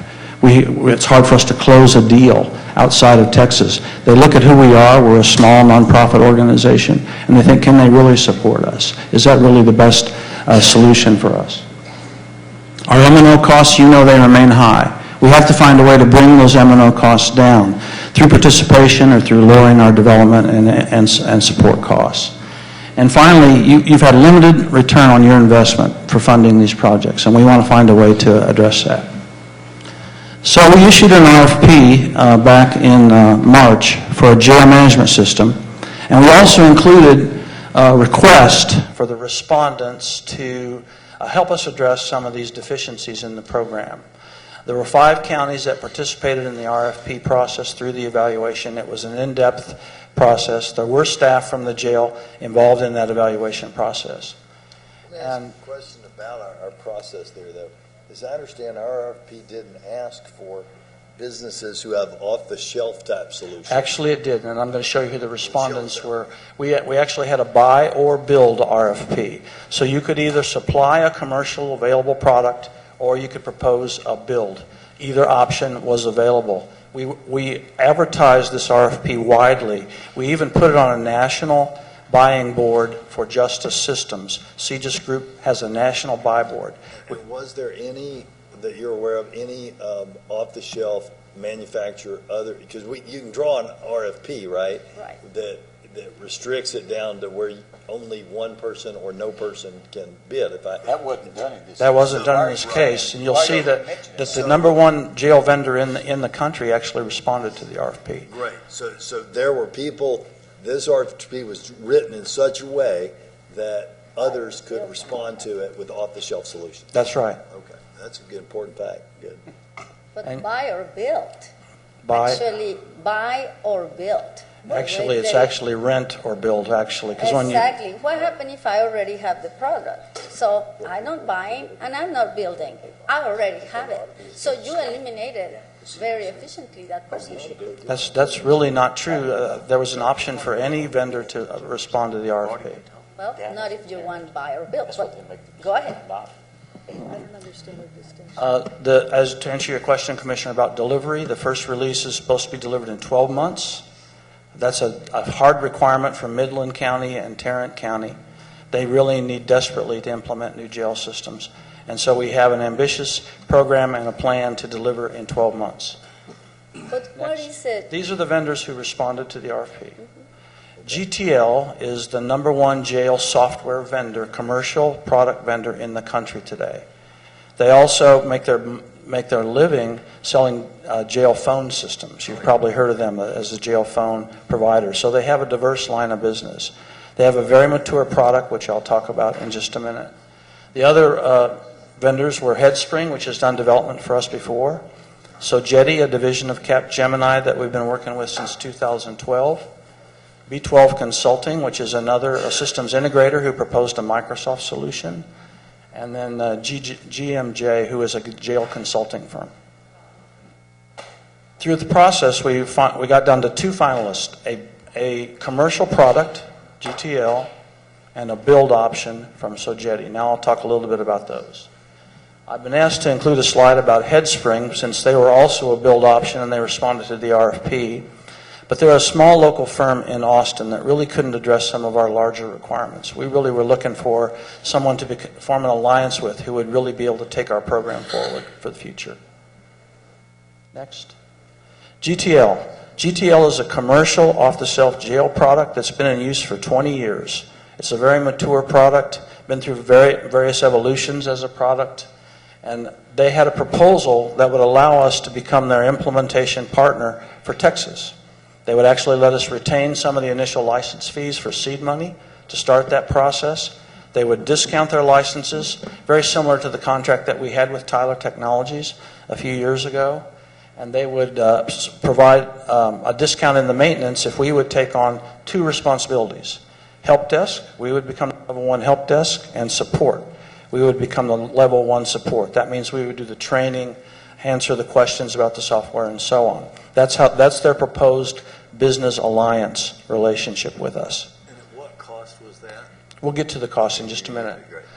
So Sogeti was the other finalist, and they were proposing a build solution. And then they also proposed several key things in our alliance that we found to be of interest. One, they have a national sales presence with over 100 salespeople across the country. They have successfully sold customer software to other jurisdictions. They gave us an example of the Minneapolis Police, where they built a staff management system for the Minneapolis Police.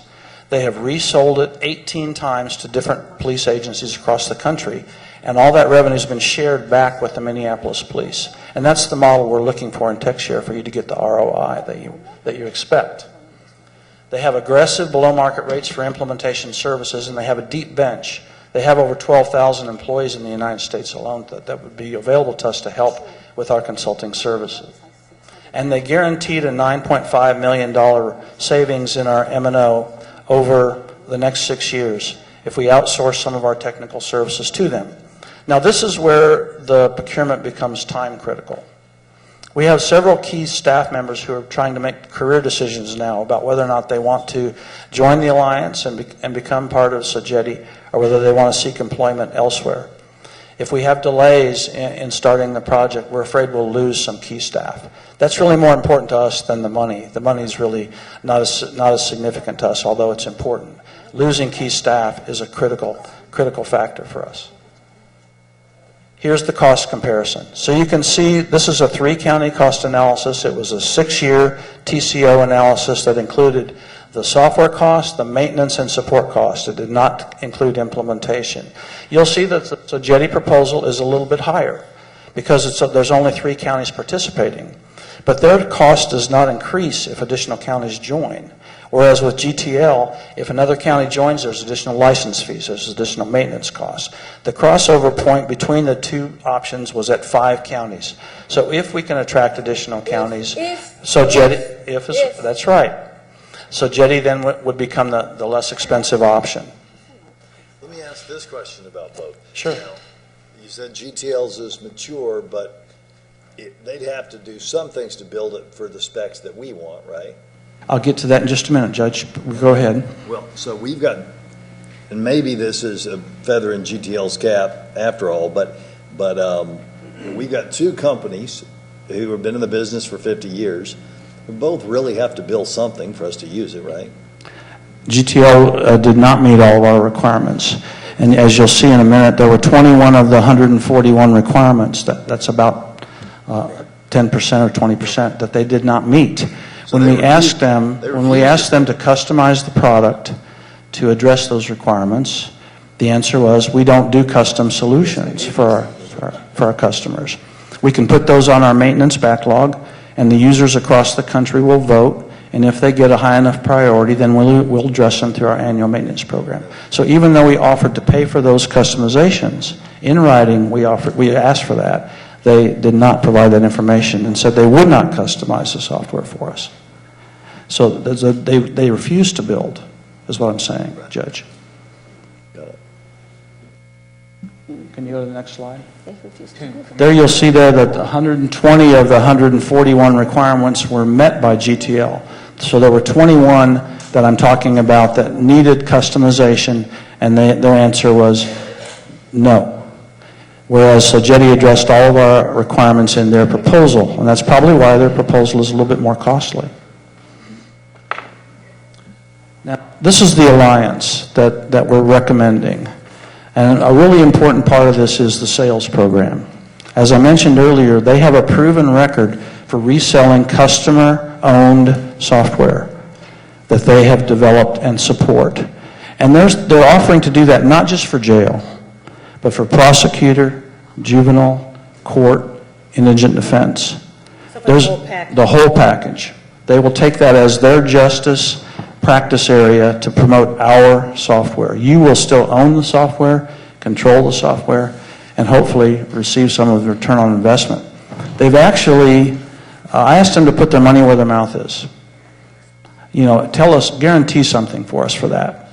So they took $1.5 million out of the jail build, and they said, if we don't sell at least $1.5 million in software, you don't have to pay us that money. That's putting your money where your mouth is. 1.5 million. Of the 7 and 13 million Of the at 13 end. million, that's right. Of the 13 million, they took out 1.5. That's not even maintenance. Well, you're right, Commissioner, it's not even maintenance, but it is a significant, it's more than 10%. And I don't know what their profit margin is, but it's got to be close to 10 to 11%. We should know what the profit margin is. But most I mean, profit come on, margin is guys. 10% though. I mean, in business, out there in the real world, if I Most don't know how profit- I'm going to make, Most why am I going to profit invest on margins are something? not 10%. Okay, I'm going to let you finish your presentation and then let me talk. Okay. Thank you, Commissioner. I appreciate that. No problem. They also deferred payment of $2 million on the first release until they complete the software that addresses the 141 requirements. So there's a deferred payment of $2 million, and that based on completing the software, there's a deferred payment of $1.5 million based on selling the software. So that's 3.5 out of the 13. Now, for example, right now there's an RFP from Bexar County that we just received Monday for a complete justice solution. Earlier this year, Bexar County issued a request for information. TechShare responded to that request for information, so now we've received the RFP. We'd like to have a credible partner with us on that proposal, and that's why we need a firm like Sogetti to help. And with this, just, I think it's, we up here know this, but just to make clear, you receive remuneration and salary, and the people who came with you today from TechShare, so you're not a part of the RFP process as far as, well, how are you a part of the RFP process since y'all have skin in the game, y'all have employees that are dependent on this court voting in your favor so they can continue working for your team, but y'all also were the folks who narrowed it down to 2 finalists? No, actually 5 counties each appointed evaluators to the project. And tell them which counties?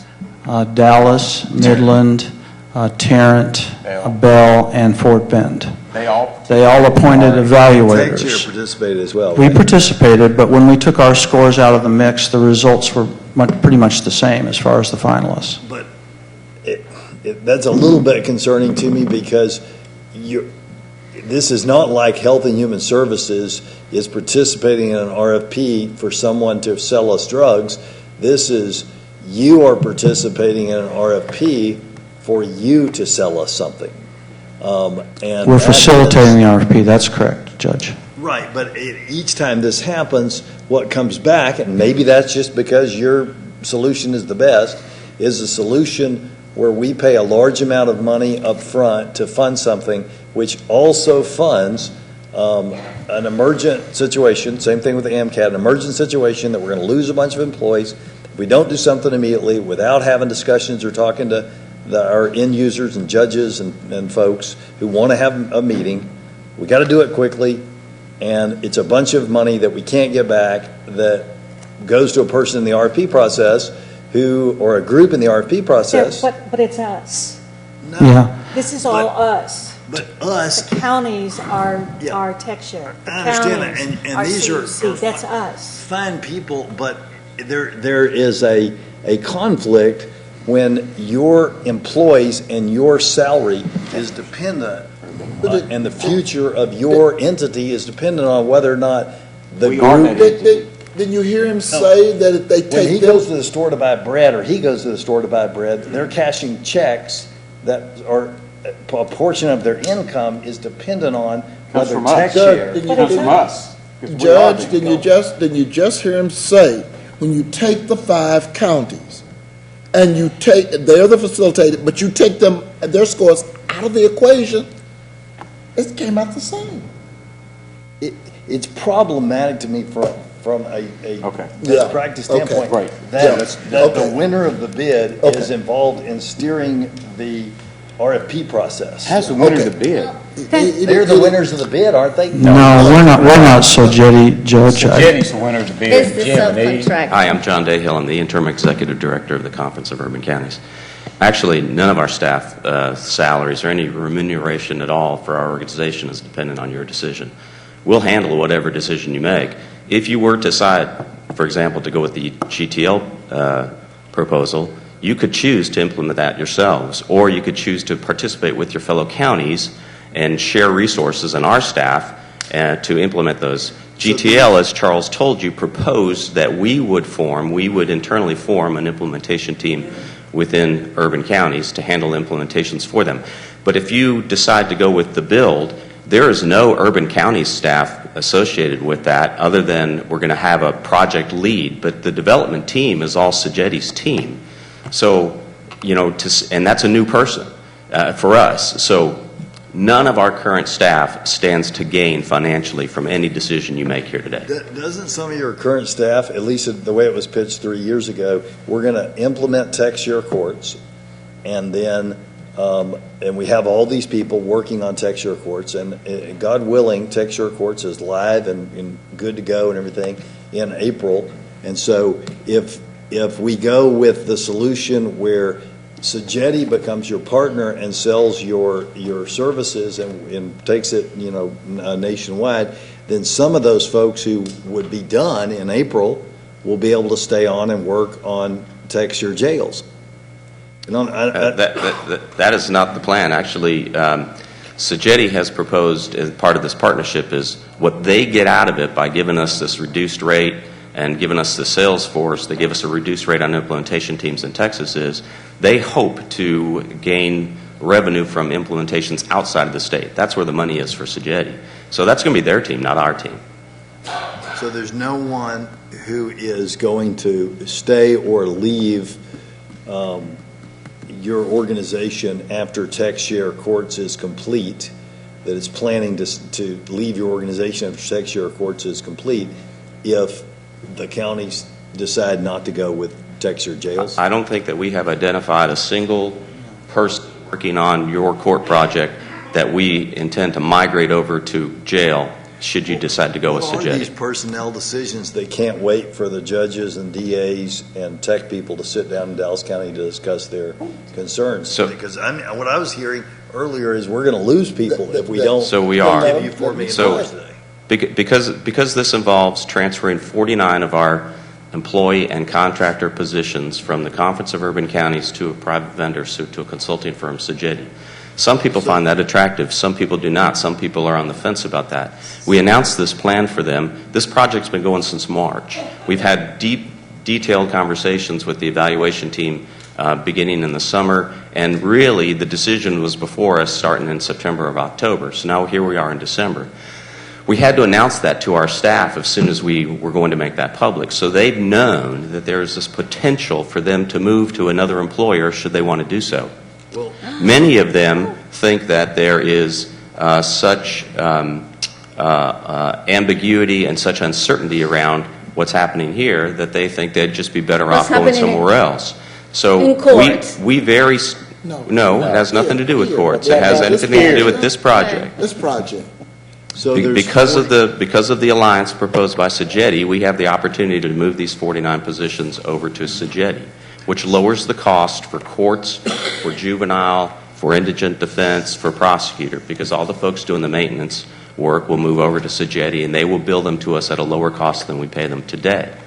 Ultimately, they'll transition some of those folks to other things and make money off of them. Right? They're going to give us some lower cost resources. That's how we save money. That's how we're going to save $9.5 million over the next 6 years over what we're paying today in our personnel costs. And John, what you're telling me, though, is that 49 people have skin in the game, that your organization is hoping to offload 49 salaries onto your hoped partner, and maybe that is a great plan, a great business plan, but I'm troubled that the group that is in the RFP process that helped write the specs is standing before me as basically the winner of the bid. We don't win in any way, Judge. We don't get any more money in my pocket. There's no more money to the urban counties. In fact, for this project, you get to offload 49 salaries that you just said will save you money. well, the Judge, that money doesn't come from the Conference of Urban Counties. That comes from all the counties. Remember, The savings actually come to us because remember, we own this property. I mean, all these properties we own, which is why, this is so attractive to us because once they sell, we get some of that money back. let me go back to basics. I don't think Let me we go back owe to- anything at this point, and that is the whole point. In your briefing, it's very clear. One thing, can I finish? I mean, it says scalability, we have limited staff resources. Participation levels, we have been difficult to expand the program to new participants. Cost and return investment because of a slow adoption of TechShare software in Texas and limited expansion to new participants. Annual maintenance and operation cost for participations is relatively high. So, I mean, are you telling me that saying that we have 3 big challenges, this is a good program to start now when it's going to cost $11 to $13 million total, and the competition already say that they can do this in less time in $3 to $5 million, with $3 to $5 million. I mean, guys, if you look at what Sogeri has in the website, I mean, anyone can print this. It says, has 45 years of experience in marketing, business intelligence, and analytics. I mean, it never says here that they can develop work with the, jail system. Well, the competition, I mean, DOS has a jail program that is already ready to work, and they say they could make it work from $3 to $5 million for $3 to $5 million. Why are we spending, $13 million in what we don't know what we're going to develop, what we don't know what we're going to profit, what we don't know exactly who's going to like it, because we just have a new sheriff that has never worked with it. Okay, They have an opportunity to the table, but they have not used it. And I don't mean the person that is appointed to the committee, Commissioner Price. I'm talking about the person that really is going to use it. All the sheriff. The sheriff hasn't seen it. I'm sure Ms. Brown hasn't. So my point is,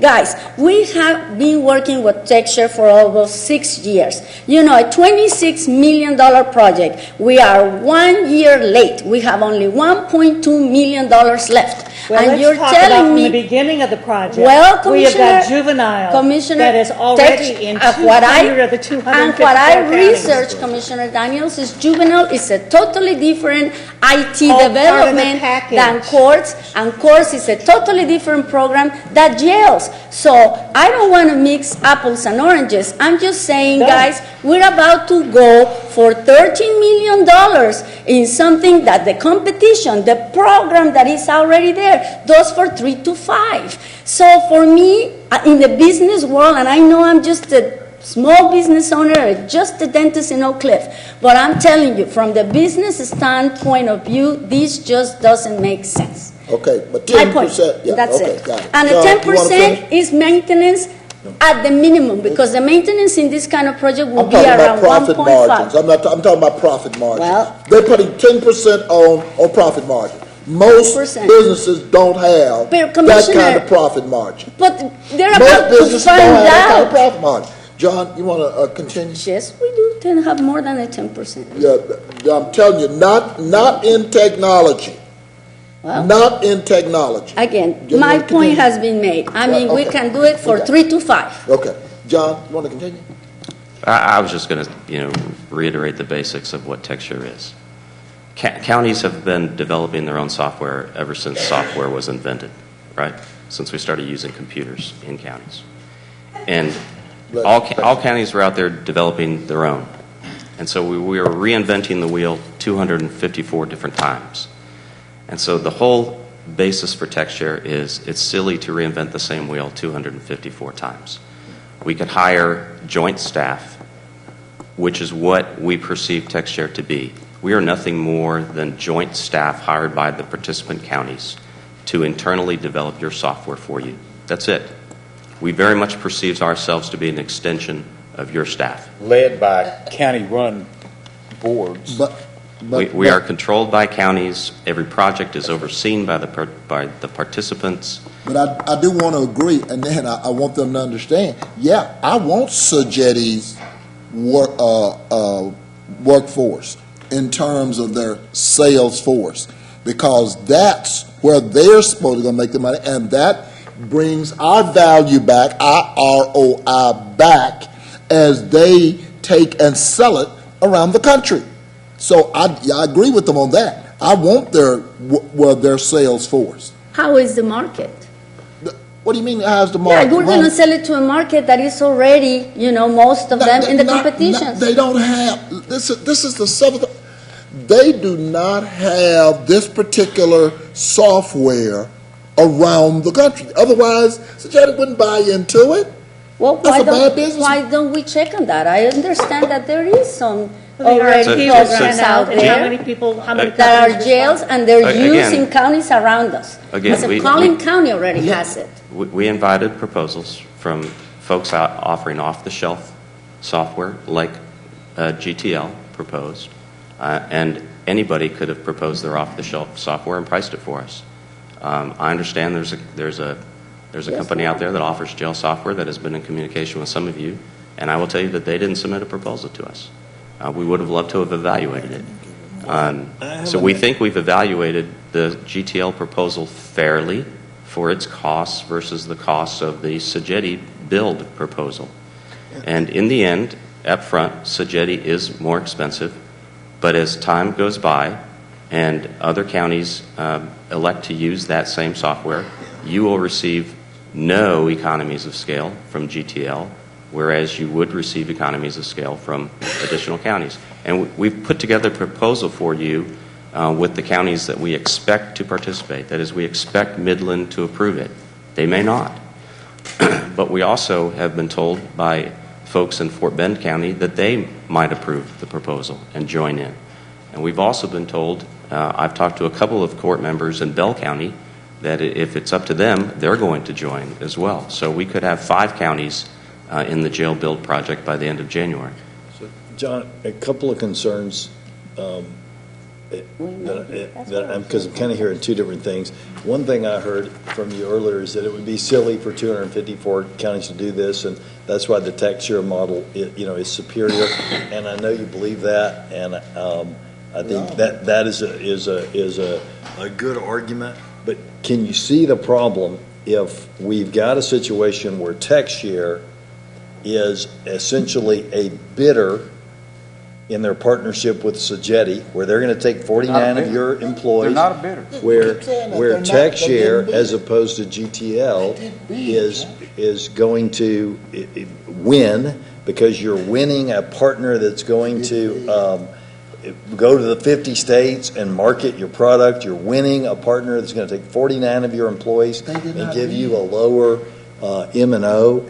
And They did not It's do Judge. impossible to sit there as in a fully independent way, to sit there as the facilitator of the RFP process when you are predisposed, just because that's just human nature, They did to want not to bid. do Let the what is record helpful for reflect. your M&O and your 49 employees, and They to did get not your bid. tech share suite built so you can go sell it to other They folks. did not Let- bid. So I can respond. in the future, when we have a tech share solution that may win, because it really looks like to me, the tech share solution is kind of guaranteed to win in the way that this is set up with us. But when we have that, could we not use a independent third party to help facilitate this, so that the person who's standing before us is not someone who stands to gain from a $7 million vote of the court? When Dallas County puts out an RFP,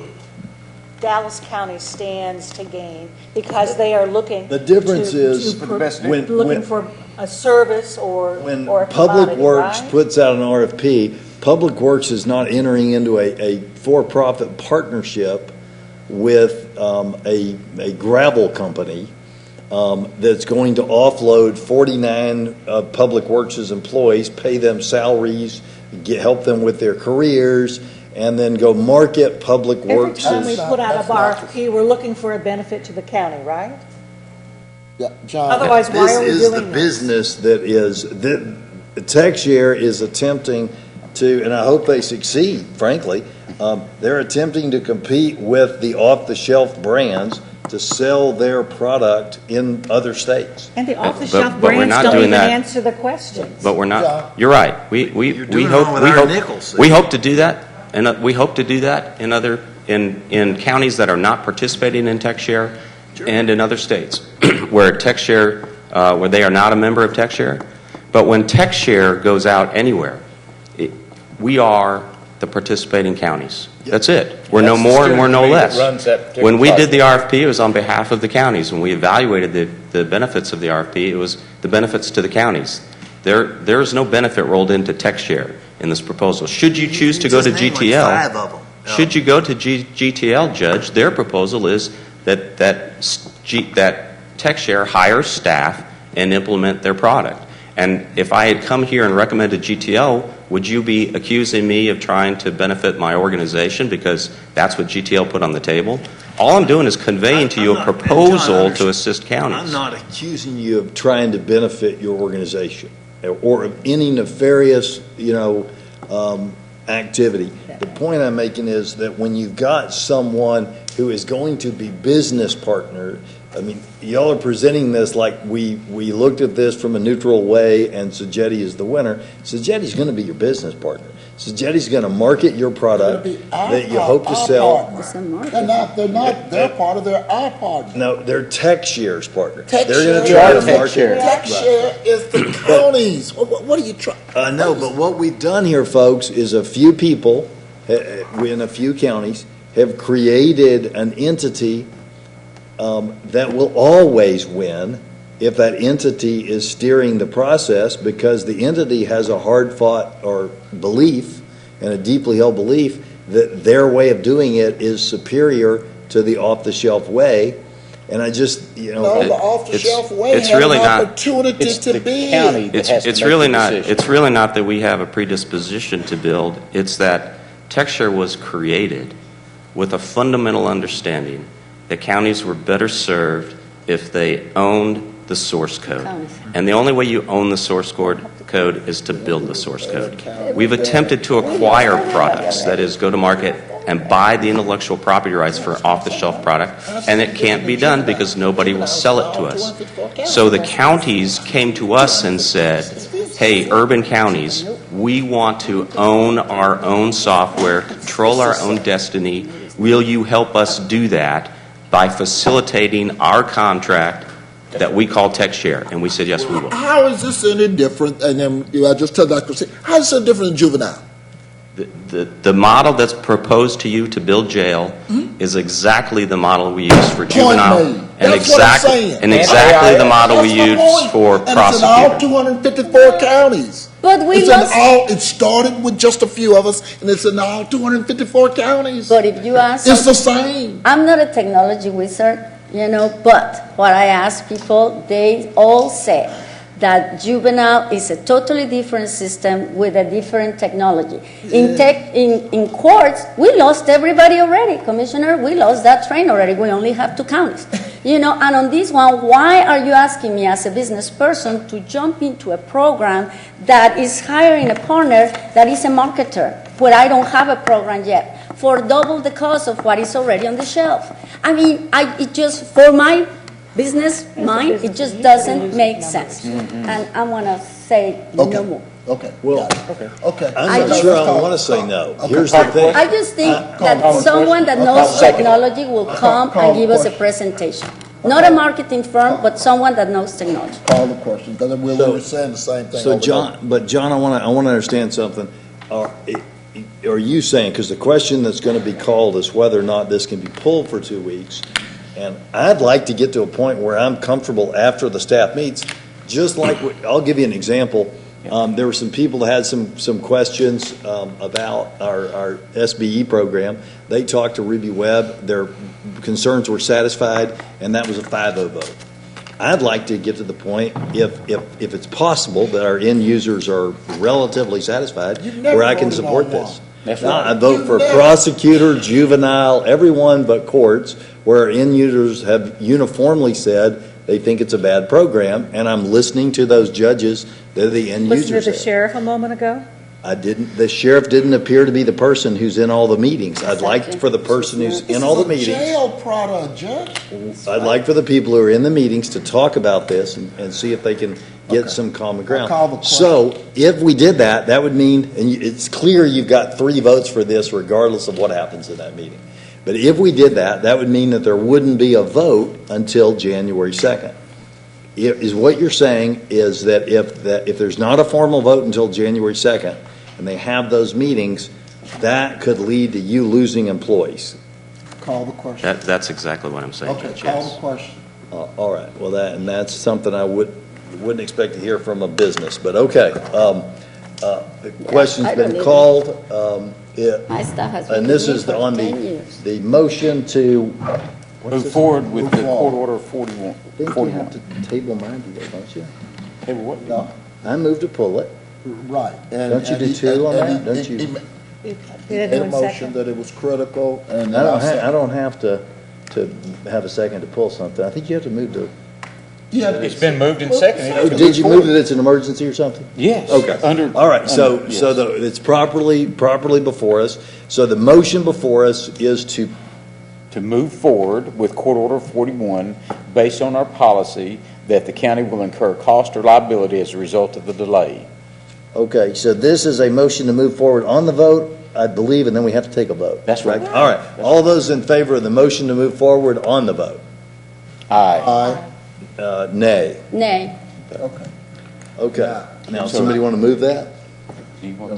I move that we accept Order Court Order 41. A second. All right, any further discussion? Any further discussion? Hearing none, all those in favor signify by saying aye. Aye. Any opposed? No. Nay. All right, and the ayes have it. Now, we've got presentations that were pushed back. Thank you very much for do the we have a- presentation on TechShare. Do we have a presentation from, Tamara, you got one? You do?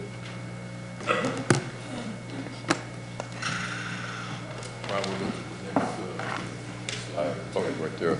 So I'm going to turn it over to Nurse Scroggins. So very briefly, we're going to discuss influenza activity in Dallas County. We have received our first influenza death for Dallas County this year, influenza death for Dallas County, adult death. Next slide. She was 98. She died of natural causes. Yes. My grandma is one. The flu prevention and tips are still going to be flu vaccine, hand washing, hand sanitizer, and cover your cough. We do have, next slide, we do have some flu prevention materials in Spanish and English as well. Again, as the materials and the prevention and the outreach is to continue to receive your flu vaccine, continue to do your flu prevention and actions as well. The last thing I want to say is just thanks a lot to the Commissioners Court. This will be my last presentation. Oh, Mr. We covered West Nile, Ebola. Ryan, thank you for always pushing forward the presentations. But again, thank you to the Commissioners Court, to the HHS staff, and I'll see you next life. Mr. Thompson, we want to say thank you. You know, you came in and took a department and just really reshaped it to do what it needed to do. And it took not only 8 hours a day, but close to 24 hours a day. And you're always out in the community. Doesn't matter if it's weekends, after hours, whatever it takes to get the job done, you've done. And I just want to say thank you. You can't ask for any more dedication and commitment than what you've given to Dallas County. So thank you very much. I would like to ditto that, and it's not only with the Health and Human Services Department but it's also just the number of hours that you spend in the evenings and weekends on community education, on public health in general around Dallas County, on the role that IT plays in health and human services and the delivery of services around the county. Your willingness also to make sure that you're being responsible and bringing other people up in the department so that you've got a very strong base upon which to do the things with Ebola and West Nile and all the other parts that have come together. It has been an incredible pleasure. It's not an easy job. I mean, Nope. I wouldn't want to do it.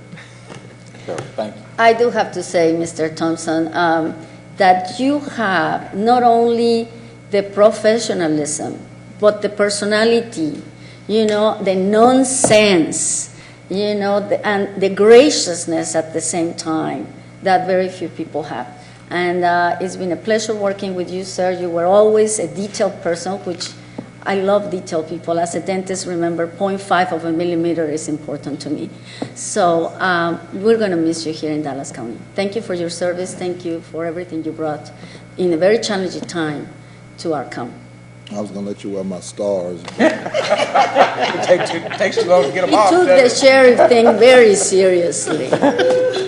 The county departments that I work with, Darrell, thank you for your support. All of the departments that we've worked with have really been supportive, and I can't say enough about the Dallas County residents that have supported wherever I go.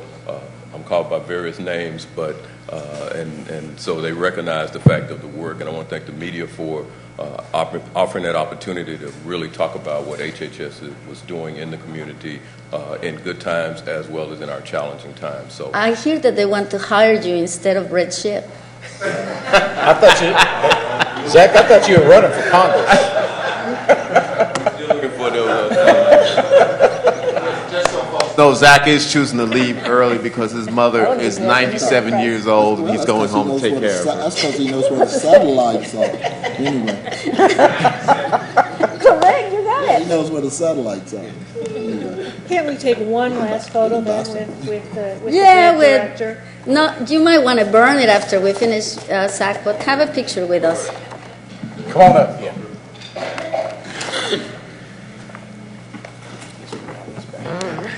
Stand up. You can go and buy some. Can I have one of those? What, he borrowed them? I want this picture.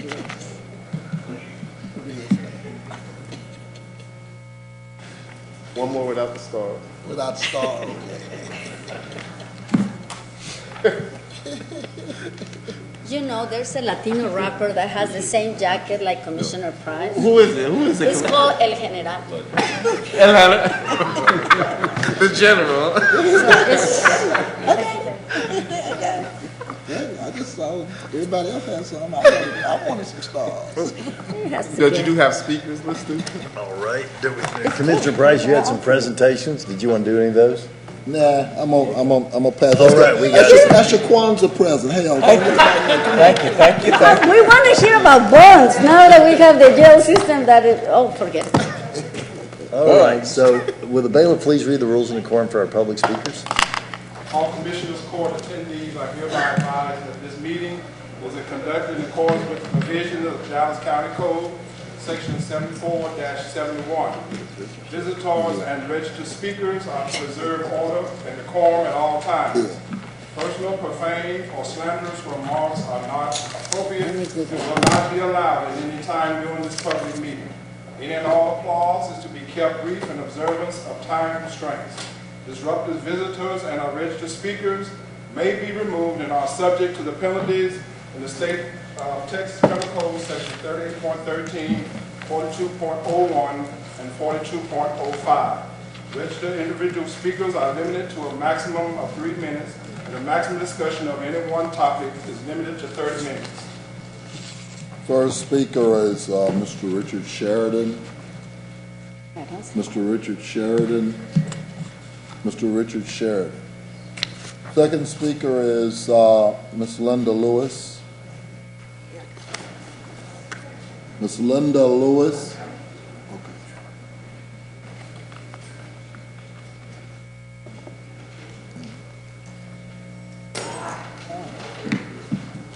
I make you look down there.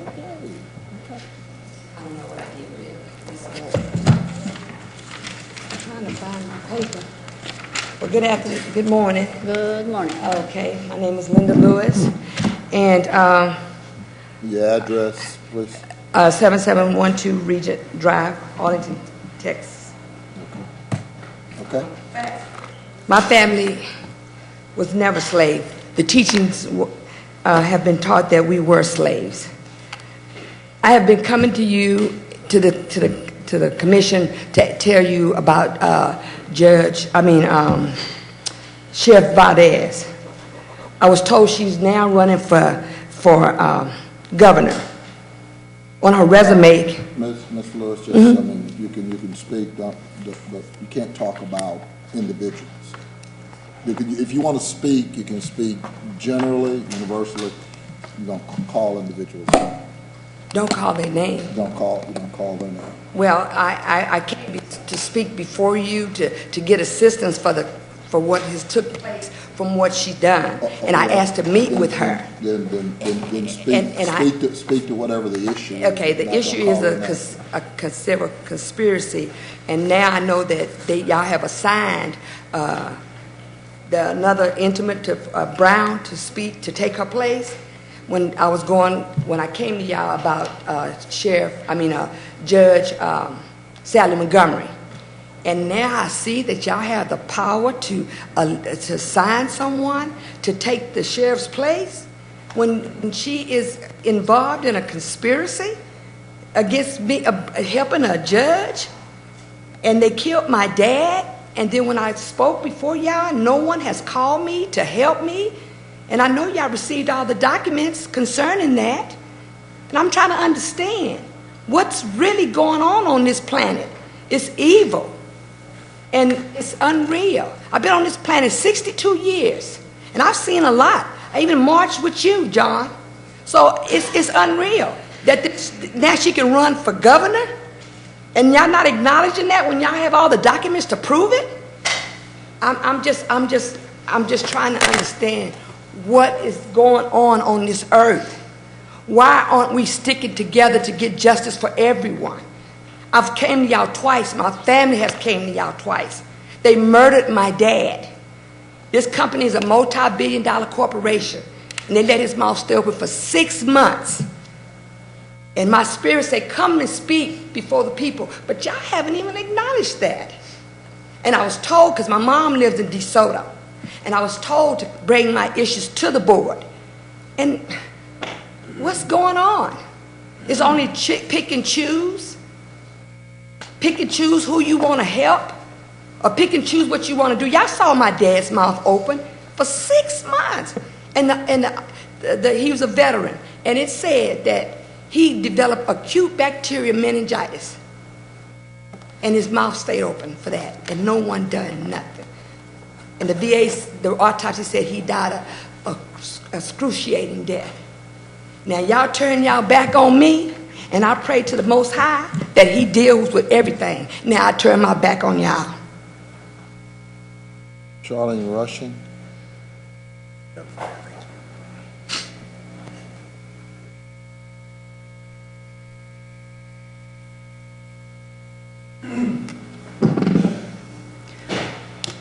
My name is Charlene Rushing. I live at 11704 Manning Drive in Box Springs.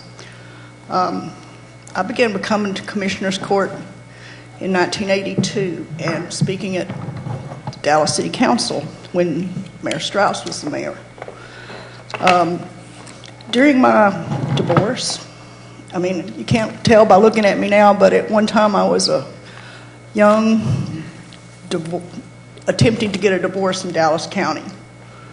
I was appointed an attorney because of my bipolar disorder, and on my first meeting with that attorney, I was raped in his office.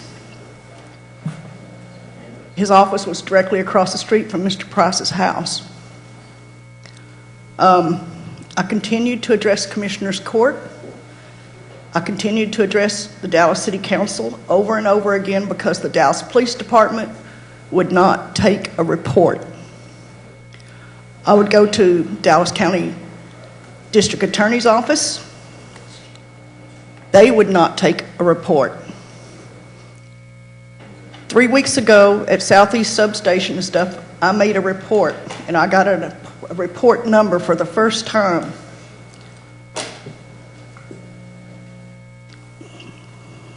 What gets me is that with all this media attention that's going on now, I tried to put all this behind me, but with all this media attention, every time I turn on the news, some woman is getting justice.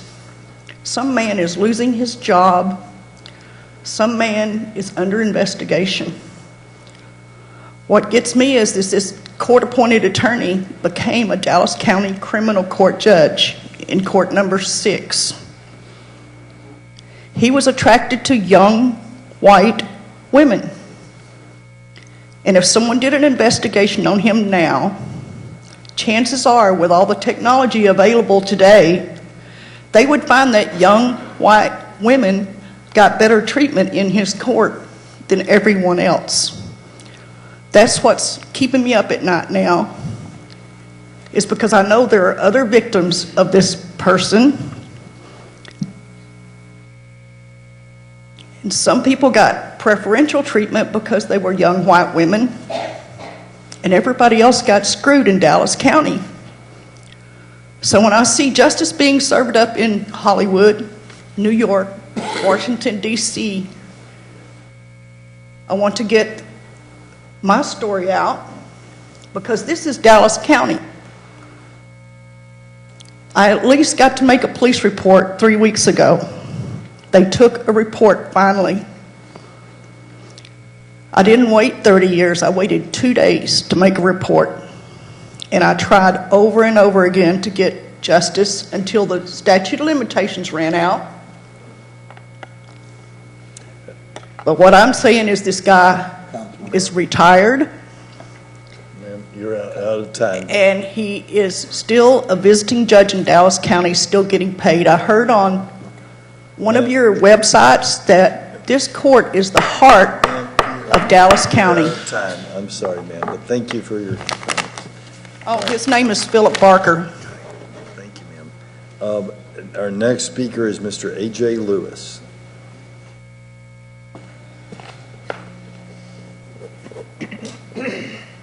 All right, our final speaker, that was our final speaker. So that concludes our court, not only for this week, but for this year. And I wish everyone a very happy Christmas and Happy New Year and Happy Holidays. Please be safe out there, and we'll see y'all next year. Oh, wait, I'm sorry. We still got stuff. I forgot. We still got the things in closed that we didn't cover, like lawsuits. So let me say that little thing.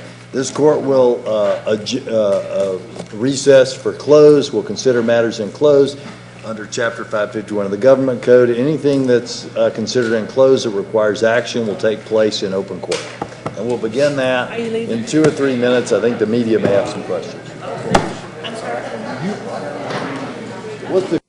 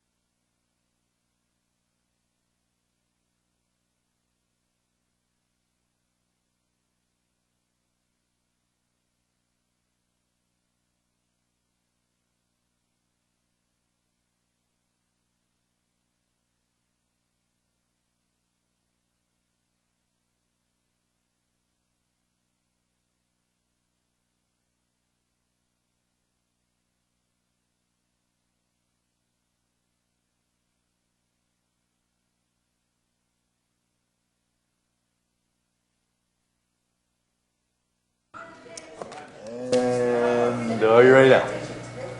Can you hear me now? Nope. Can you hear me now? Nope. Nope. Okay.